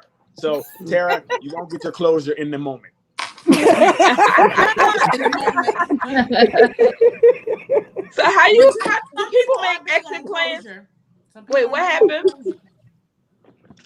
Wait, somebody else said they gonna have, you just gonna have to be okay. They hanging out with you, Daryl. They like, you just gonna have to be okay with where we are and check up the deuces. Like, we out. We have Deuce. I love myself more. Exactly. You know, and it's like, if you walked away, it's like, okay, whatever. But that's just my personality. Like, I'm like, a lot of people, it takes a lot to get to me. So I'm like, I mean, if you walked away, that's just, I mean, whatever. I know I'm not walking away because that's just not me. I got to see it to the end. If we need 5 hours, if we gotta go in the break, just give me a break or whatever. Give me a little lunch break, and we can sit there and we can hash it out. It doesn't take that long, but I'm not like if you decide that you need time to walk away or whatever, I'm like, okay, that's cool. All right. Okay. Yeah. Well, I see, I respect your space and I see where you're at with it. Maybe you're not a a person that could kind of handle, I guess, the pressure of a conversation or whatever that needed you to walk away. Team Betty over here. Oh, you shooting shots. Shots at Team Betty. More than one way to communicate. More than one way to communicate. Look, right? I got no shots, but look, that wouldn't bother me. Because I know, like, I'm in control of my own feelings. I'm not going to allow somebody else walking away to get under my skin so much that I'm going to come out of character and be like, I need closure of this conversation. We've gotten nowhere. I'm just like, okay. So is it possible that you define yourself so much by you? I'm sorry, Erica, what'd you say? I said it's unfortunate because not a lot of people feel like Jen. I feel like Jen. I don't really, I mean, it's a case by case type of basis. Some people feel like they need to have closure with the next person and have an understanding with the next person in order to move forward. And some of us are just like, look, it just kind of is what it is. I will figure this out on my own time without you or your stress. But I'm not really saying that because I don't think you can figure something out by yourself for a couple. I just think that sometimes you may need a break from that situation and you have to revisit it later. Because the problems are there. They have to be addressed or they're going to linger and they're going to become a problem. I'm just saying sometime in that moment. Why would you walk away? Because in that moment. Because you need a break. Yeah, you got to break that energy up. Yes. You already know the answer. You don't need closure. You've been in denial for years. You've been in denial. Just ingest it and keep it moving. Sometimes you know what it is, and you just don't want to be like. You gotta be like, I gotta hold on another year. It'll change. I just gotta. No, you really don't. But because people avoid stuff for so long that when it rises to the occasion, they can't take the heat in the kitchen, if you will. And it's like you confronting them with all of their different narratives at one time. And yes, it's overwhelming. So they gotta take a step back and say, okay, let's come back to this another time. Blush, thank you for stopping in. I do know it's your bedtime, so I'll rock it out with you tomorrow. Thanks for stopping by. But you got to know yourself and know when it's too much, because the downloaded information could just be too much. You're like, okay, wait, you want me to process how I speak to you, how I walk by, how I clean the house, how I talk to you, like all of this at one time. Like I gotta break it. I gotta break it up. Well, I think one problem I think is that they always want to talk, and it's like. Yes. I mean, damn. I mean, I just talked to you 5 minutes ago. What are we talking about? So I think it's like I think, once again, you gotta know. But you know what, Jen? in all due respect, I'm not saying that this is you, just because it's a general conversation and people receive it differently. Somebody can feel that they're being dismissed, which can also be a level of abuse, because if they're being dismissed and not feeling that they're heard and that their voice matters, they're like, okay, you are abusing me and you're not validating what my concerns are so that we can kind of get on the same page. Like a neglect type of thing. Like a neglect type thing. Well, could turn into a neglect. Yeah. Right. Yeah. Well, I think that, another thing is that I think a lot of these problems, I mean, should be hashed out before you guys get serious, right? And when you're meeting people, you should kind of know their communication style. You should kind of learn what they're going to do, how they're going to respond to things. If you're 10 years in, then you accept that whatever it is your fault. It's your fault at that point. You can the person not talking. He don't talk to me. Or he never talk to you. He ain't talking 10 years. Like, or to know the people that we're linking up with. I mean, that's a big part of it. Now you want to Daryl, is it possible you could be in your relationship, like start off in a relationship communicating great, but at some point throughout the marriage or the relationship, something it turns. I mean, that happens. Okay. So, and that could, and I don't know that aspect of it. So, but then again, there has to be a point where, you guys stop doing it. And why did you stop doing it? Right. Why did you why did you continue to let it go on for another 5 years before you addressed it? Again, I agree. If we have to, speak into our relationships what we want from it, right? And if we don't like something, we can't just continue to accept it, because once it becomes a habit, it's very difficult to change. And it's kind of your fault for not alerting another person, hey, you're not talking as much anymore. Hey, we're not doing what we did anymore. That becomes a thing, and now it's a problem, so we have to really keep the lines of communication open. Talk to your partner. You shouldn't be afraid to talk to your partner. That's a problem. You should be able to say whatever's on your mind, whatever's on your heart. You should have a relationship where you can do that. If you can't do that, then that might have not been the best partner to be with in the beginning. I agree. The flags are usually exposed at the very beginning. Absolutely. Right. We choose to ignore them because of what you guys said, good sex and stuff like that. Right. We can't let that. We don't do that anymore. Right. No, or even the gifts and trinkets. Like, you'd be like, oh, I'm going to get a gift and a trinket, so let me just hang tight. No, people do that, Erica. Like, for real. Every day. Let's talk real talk. They do. They stay around. People stay around a lot of times for the wrong reasons, and you get into a relationship that was built on, not on trinkets and sex, and that doesn't last forever. Which is something that still ends up being your fault because you accept it. Absolutely. You accept it as you don't know what else that's okay. But if you don't know nothing else to be better or healthier, that's your norm. And so you got to break that cycle. You still the common denominator. That's why I say love yourself. You also know how you feel too. You love do. yourself. You do. Yes, you also know how you feel. And if you don't feel good, some of those times when you taking those trinkets or you taking that sex, you take it and speak up right after. You're right. She said, take it. Well, that's the problem, because I don't think ignore your feelings.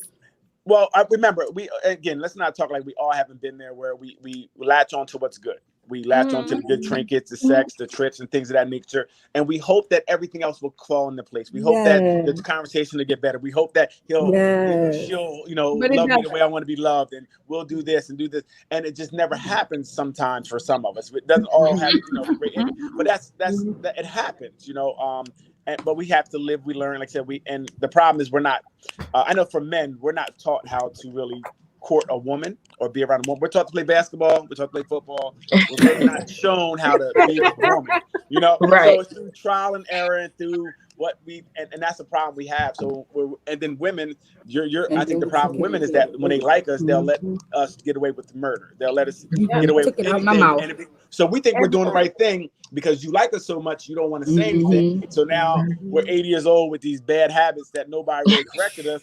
And when we meet a good woman and a woman's like a woman when we meet a good woman who's trying to put us on the right path, we don't accept it because we had so many women let us get away with nonsense. So it's tough. It's a change around our brain that needs to be also broken. So and the problem is when you come across a woman that don't want to take your nonsense, you try to make her think she crazy. Yeah, right. Narcissistic behavior. Then she gotta walk away from the conversation and never come back. Yeah. Never come back. See, crazy behavior. See, there we go. Because you're not dealing with the problem if you never come back. Exactly. See that. So that relationships are really so dysfunctional because we definitely do speak different languages, and we really have to talk more about what we really want. Outside of, like I said, the trinkets and sex and all that type of stuff dominates everything in the beginning, and we're really with a stranger. So we really have to start talking and really, how do you communicate? What do you those things need to be said to help us out in the long run. Somebody walked in the room. I don't know, my dog jumped. I don't know, somebody outside. And I advocate that the earlier you have these conversations, the better. Absolutely. Absolutely. As early as possible in the relationship. Mm-hmm. Yep. And one of the things that seems so not natural, but it could be necessary, is set ground rules.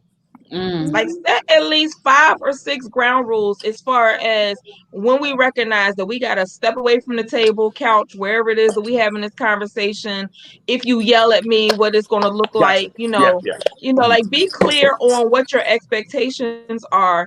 And then that way you have something to directly go to when the conversation goes left. Okay, remember the ground rules. Like you're not following the ground rules. So we must not be ready to move past this part of the conversation because you're violating the ground rules of what we said. But oftentimes, even if you excuse me, some people set them for themselves and they just keep pushing the line back. Just keep letting people cross the boundary and just keep pushing the line back further and further, depending on how they feel about the person. So if you're not set and you're not following your own ground rules, how do you expect other people to? Right. They're not. Well, that's the thing, and that's a you problem. If you can't hold to what you expect of yourself of someone else, then why would someone else? Again, that's where we have to really be kind of like, hey, look, I'm not going to have this conversation while you're doing this, and walk away. To show them like this is real. I can't talk this way. I can't communicate this way. I can't do this. Right. And that'll show the other person. You got to show sometimes people things for them really to get it. Right. And maybe, change the words just a little bit. It's the therapist in me, just a little bit. That the can't word, huh? How would you change it? The word can't. Oh, like this, this is difficult for me when you do this, or it makes it uncomfortable for me when you do that. When you say can't, it looks like you're not even coming to the table to try, when it's not actually what you're saying. You're just saying, okay, this is when it becomes difficult. And I'm letting you know. I don't know. Hey, we ain't doing this right now. I mean, that's how I'm going. We ain't doing it right now. Yeah. That makes sense. Like, it does make sense. It sounds better for the person who's receiving it. Like, exactly. It does sound better. Right now, I can't deal with that. It'd be like, it sounds so aggressive. But if you come into me like in a different way, you're breaking it down like, look, this is not really working for me right now. Then I'm gonna be like, oh shit. I love those words. This is not working for me. I just be like, this. It doesn't work for me at the moment. Yes, Jen. Yes, I've used those all the time. I can see LaJoya saying that too. I'm sorry. It sounds so much better. It's better received. I know in a conversation, if you're saying that to me, I'm gonna hear you out. If you're telling me, look, Jen, you know what? I can't deal with this shit, and I can't like you. Wait a minute. Like, what? Grown folks, that's what we got to cut. Daryl, that's what we got to cut. But Jen, I said Jen. Mama, huh? What's your mama? But Jen.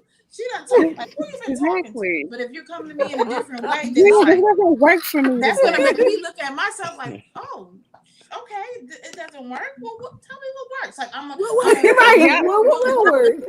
Then to just basically like react. I would love to be there when Jen is having her conversation, For just so me I too. could record it and be like, okay, this is You. Jen. This is So you. I'm super animated. Okay. So I love how you did that, Jen. he knows what will take me over the edge. So he pretty much sits calmly. He doesn't move from that spot. He sits in the same damn spot for that whole half an hour. Does he need help? Like, Is he Right. like I have to He sound like he Does he abused. feel safe? Does He he sound like feel that's safe? PTSD. That's PTSD. He's like, I can't move. She gone. She might I do gotta it say, again. that sound like some form of abuse. Yeah, I don't she know might what do it form, again. but it sound like it. I gotta sit still. I'm not even breathing. I'm holding my breath. Because if I move, she might snap. Yeah. Last time I wiped my nose and I got in trouble, I'm just gonna sit here. My nose itches. I can't scratch it. Sit down and have this conversation. You better go to the bathroom. You better check. You better do everything you need to do before. It's important, Jen, right? Huh? Is that a part of your ground rule? right? Yeah, like That's there's a no shame. bathroom breaks, there's no nothing. He is so I have a traumatized time with these slot that from I'm these trying to conversations. Yeah. He is so traumatized. Yeah. He like, not another conversation. Oh my goodness, what did I do now? No, I he need has to your realize attention. what you did to me traumatized me to make you sit your ass down on this couch. So you know, so now you gotta Then you gotta sit here, you Just sit can't down and breathe, chill you gotta out. listen, don't move, don't Oh blink. gosh. Then Yeah, after the fact, then we can rally the kids back in and we can have some fun and we can chill out because After he done passed the heck out listening he's to like, you. please let the kids come back, please. Right. I think it's time for the kids to come in right Yeah. now. well, they've been trying to Instead of saying it's time out, it's like, oh no, it's time to bring the kids up in this piece. Absolutely. But he knows.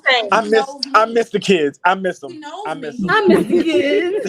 He knows, like in the conversation, I want him to say something. Like I want him to say as much as like he feels that he needs to say. He's just not. Look at her eyes. I don't believe her. Are you He's sure just he not knows? that type. And he know You I keep got that saying he eye. Like, knows. you better watch what you say right now. Right. You better keep your sentence to 4 words or less. Are you, Your rules are too rigid, Jen. I don't think he knows. You keep saying he knows. I don't know if he knows. Like Jen, you sound like back when we was talking about you going too much to the left, I need you to go to the right. That you be like, okay, yep, 3 times this way, 2 times that way, now one time. Like this is the way to get at me. Like Now, don't do me no real other slow. way. What'd you say, Daryl? Now cha-cha real slow. Yeah, like yes.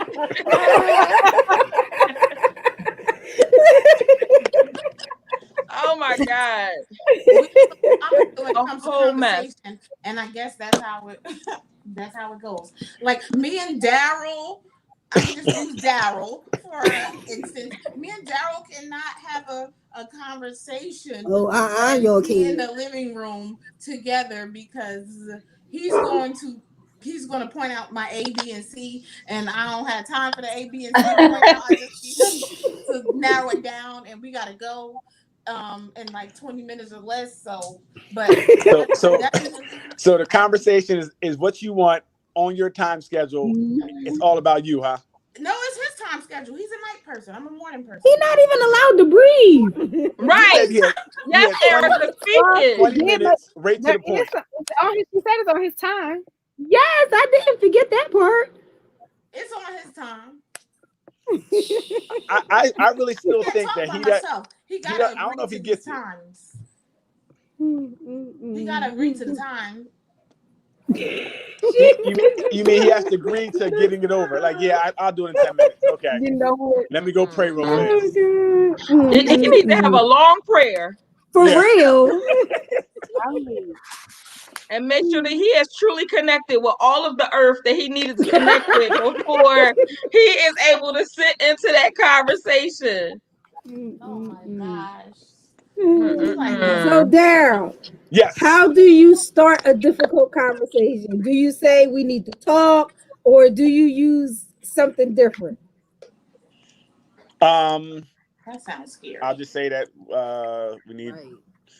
I start the conversation. I don't like saying, well, if I say we need to talk, that means we need to talk right that moment. Like I don't want to say we need to talk and then we'll talk later tonight. Because now I gotta worry about it all night what you gotta talk about. Right. Right. So I don't like that. I'll be anxious all day. Like, did I do something? What I do? How does she know? I don't. Right. Right. You on edge all day, stomach all day. Like, oh, Yes. what happened? Oh, I Yes. closed the dryer. Okay. Woo. But I think that I'm like I said, I just like talking. So I'll just say, listen, this is something on my mind. I saw something or whatever the case may be, and I'll just bring up whatever it is. I'm not really about beating around the bush. I'm just gonna kind of bring up whatever it is and get it out there so we can talk about it. Because I got other things I need to do. I can't be talking all day. You know, so I want to get it out, get to the bottom of it, and That sounds like Jen. You ain't. No, what I mean is that I don't want to hold it over long. I just want to sit and talk about it and get whatever we get. If we even get to the bottom of it, we come to some resolution, or we just agree to disagree, and we'll do that. You know what I mean? So because I know every conversation is not going to have ending or a conclusion. Right. You know, people will differ, but I just want to say what I have to say, get out what I have to say, hear what they have to say, and then we'll go from there. You know, contingent upon what it is, but you know. Yeah, people put a lot of pressure on starting conversations. Well, see, that's the problem. I think if you again, we should know our partner, so you shouldn't be afraid to start a conversation because I know you. Like, I know you're not going to kill me or anything. I'm like, hey, look, you didn't do such and such. You hope. Yeah, I guess you're right. You're right. Man, I'm telling you, I was just watching the documentary about what's her name, Watts, Shannon, or whatever. Yeah, Shannon. She said her name was Shannon or something like that. Shanann. Her husband killed her and their two kids. Because he was having an affair with somebody. And instead of having that conversation of, I don't want this marriage anymore, he decided to eliminate her.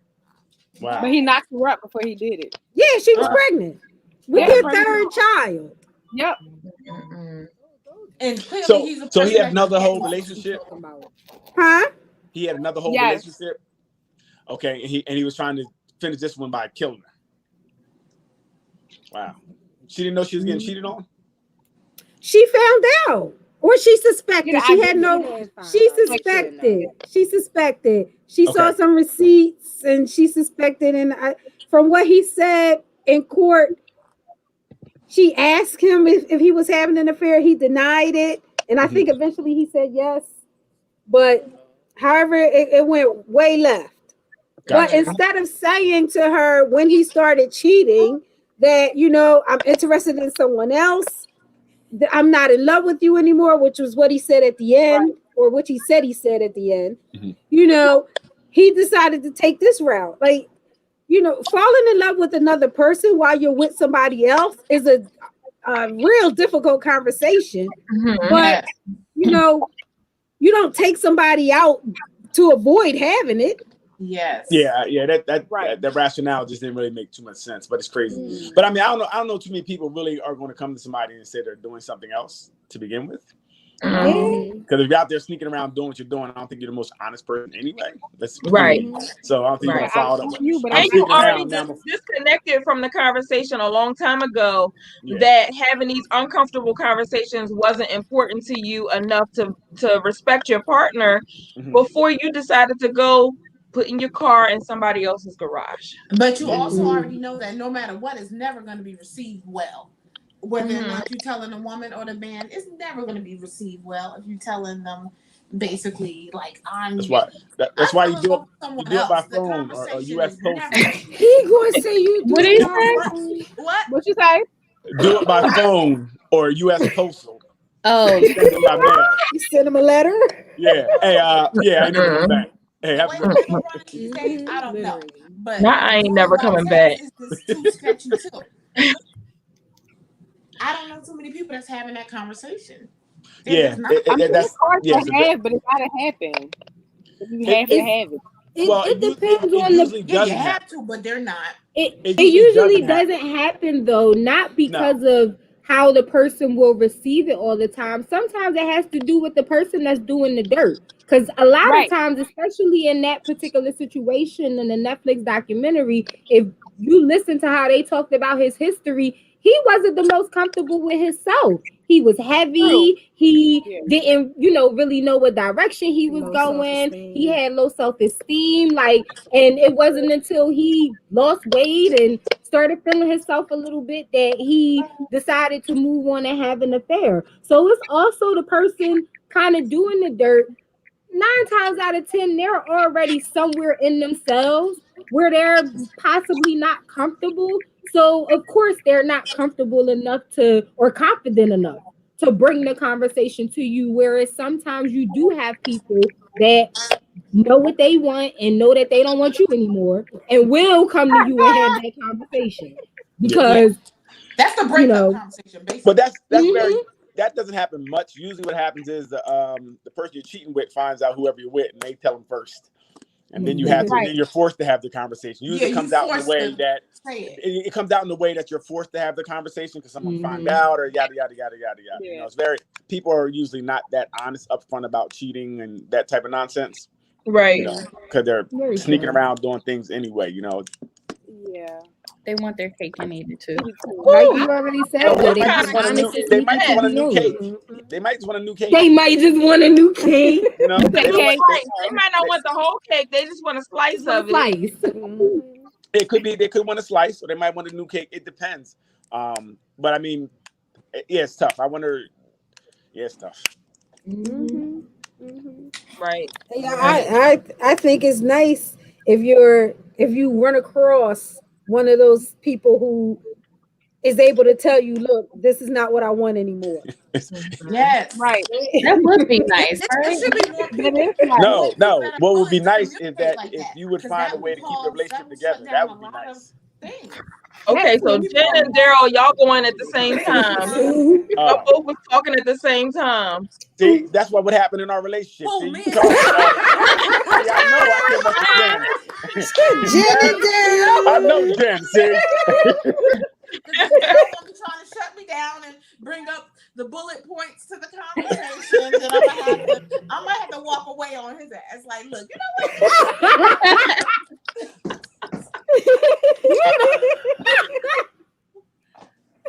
But what was it now? Y'all was both saying something, but I don't know what you said.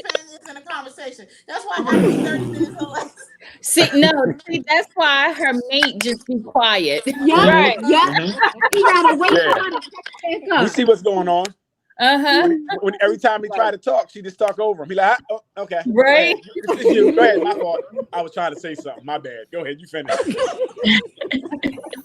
And honestly, that's probably why most men just be quiet, because it doesn't matter, we're wrong. I mean, they're wrong, we're right, which is true. We're always right, but that's the first problem. That's not true. I've come across that people have in regards to and they used it the other day when cousin Cammie was on in a debate and they said, well, you can never win a debate between a black woman.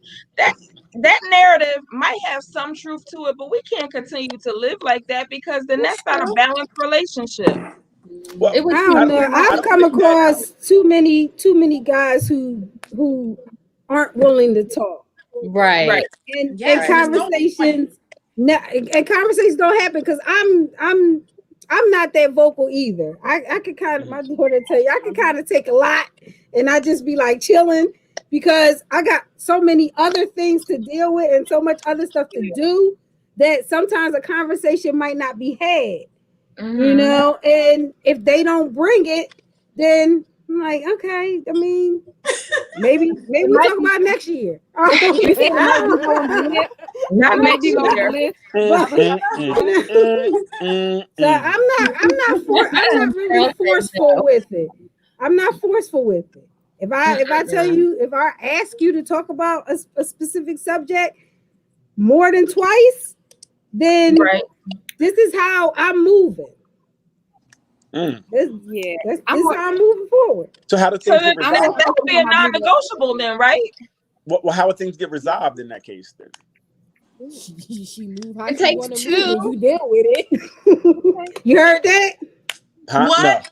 No. I said she move how she want to move, and you just deal with it. Okay. So that ain't a relationship no more. Because it's not really. We just got two people.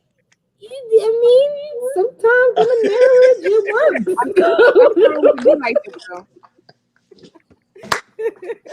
Oh, You don't my really want goodness. to have that conversation with her. Then look, if she decide to go left and you want her to go right, you better speak up, or you gonna follow her to the left. That's just what it is. Erica, that wasn't the right and the left that we was talking about earlier, just so you know. No, I'm talking about her right and her left.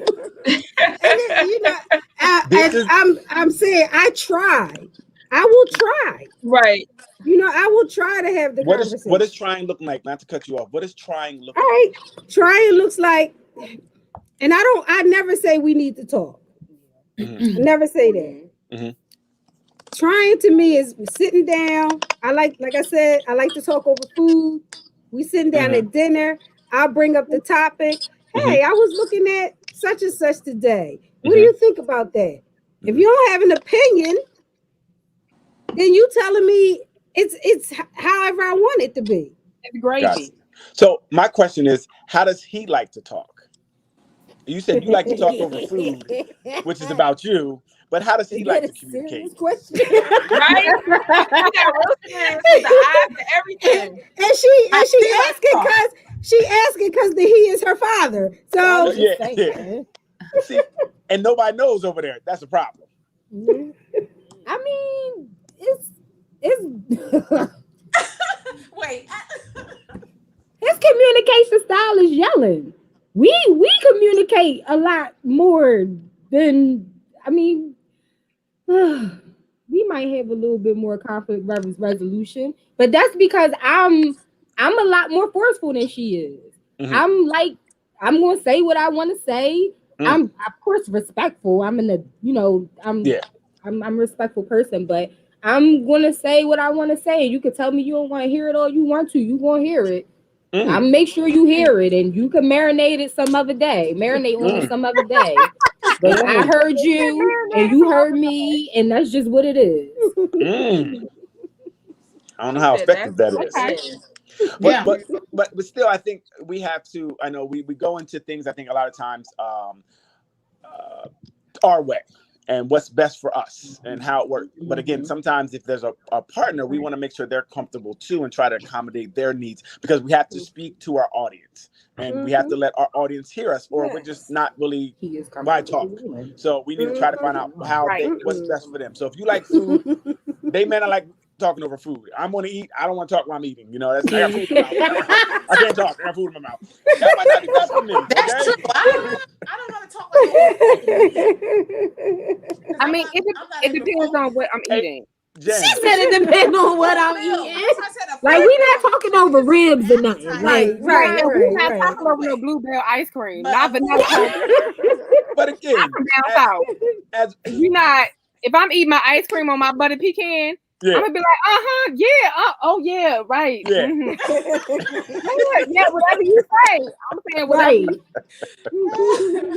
It's not a very interesting. No, but seriously, if it's something he feels strongly about, and this is like we talked about, knowing your partner. Yes. If it's something he feels strongly about, he will voice his opinion. You can't stop him from voicing his opinion if it's something he feels strongly about. If he doesn't care how I move on it, then he won't say too much about it. Got you. Okay. And that's the thing. You guys know your partners, and that's what's at the end of the day, that's the best thing. Knowing our partner, knowing how to communicate with them effectively, that they understand it, we understand that we can, even if we could just look at each other like, if you understand that look, then we good. It's communication. Right. Yep. Communication. And everybody's okay with how everything moves forward. Like, nobody is upset or feels like they're not unheard. Even if, Okay. You changed. that even if it wasn't necessarily an end to the conversation, as long as nobody's upset and everybody has some type of an understanding, then like you said, knowing your partner. If that works for Absolutely. y'all, then that works for y'all. Absolutely. Like I said, because there's not always an ending. There's not always a resolution, but we will both be able to say our piece, and you know where I stand, I know where you stand, and we'll meet in the middle somehow, some way, as long as there's peace in the house. Yes. Which is Okay, the so end goal. it seems like. Oh, wait a second, Jen is speaking. She said, wait a second. Everybody No, stay still. Stay still and hold your breath. Stay still. Like I was striking my pose. I get nervous when Jen speaks. I get nervous. I still didn't hear what you said.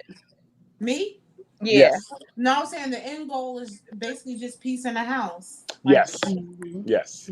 Peace in the house. That's all I Hopefully want. it's peace and respect, whatever, however that lands for you.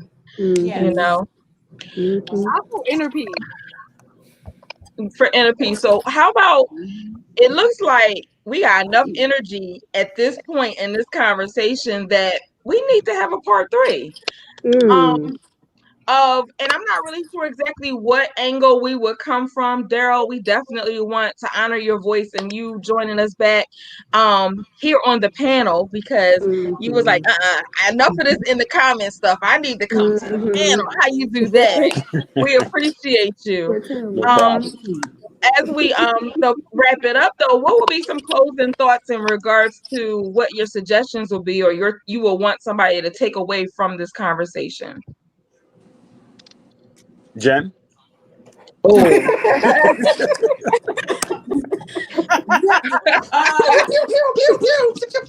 put me in front of the bus, I guess I'll stand there and get hit. I would say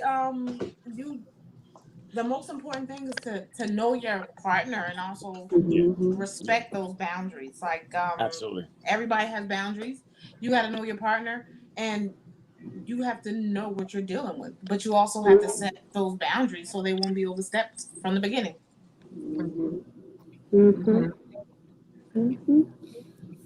All right. Know your partner and never stop communicating. Okay. Yep.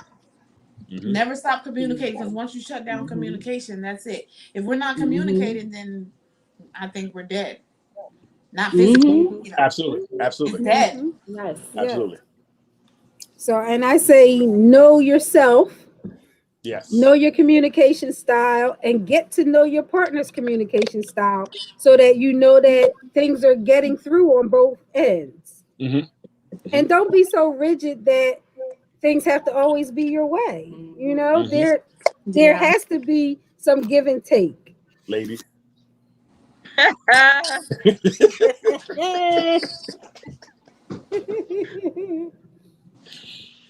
I would say, again, try to speak so your partner can hear you. Communicate the way that they receive, if you can learn it. And that's the best thing to do, so they can really hear what you're saying. And I would say the opposite of Daryl would be to just stop and listen. Yep. If they're allowed to talk.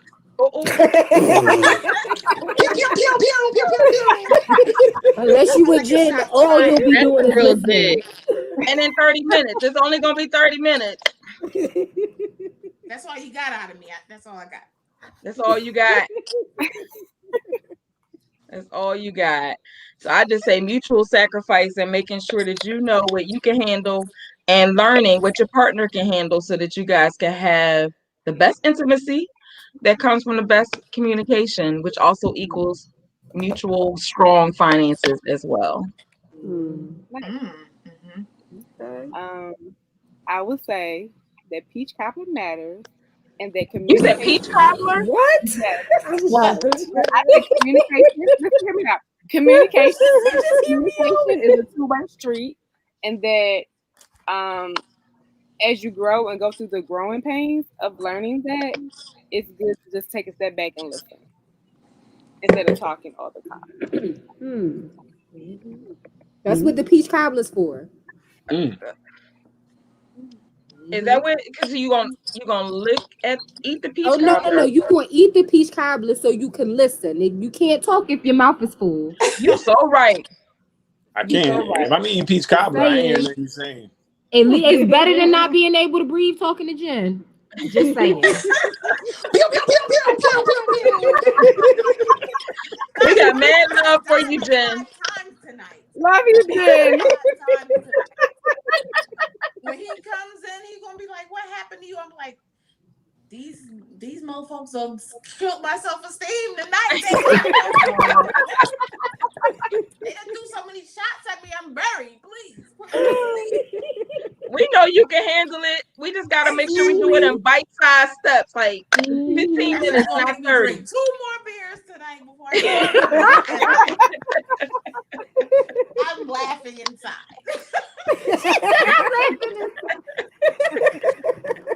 Oh God. Oh goodness. People must be thinking about the holidays because they like the peach cobbler. Like what? Okay, peach cobbler. Yes. So everybody go? Doc, did you go? Yes, I did. I went. Okay. I was so busy trying to type and post and Yeah, I went. Okay. So we want to thank everybody for joining us tonight. It's been a lively conversation. Definitely. Yes. And thanks Del Rico for popping in for his moments that he was able to share with us. And thank you for joining us live, as well as if you catch us on the replay, give us a shout out. Let us know what stood out for you, what you want us to do with it, with your comments next. So thanks again. So have a great week. We see you next Friday at 8:00. Good night. All right, guys. Have a good one. Good night. Thanks for having me. Good night.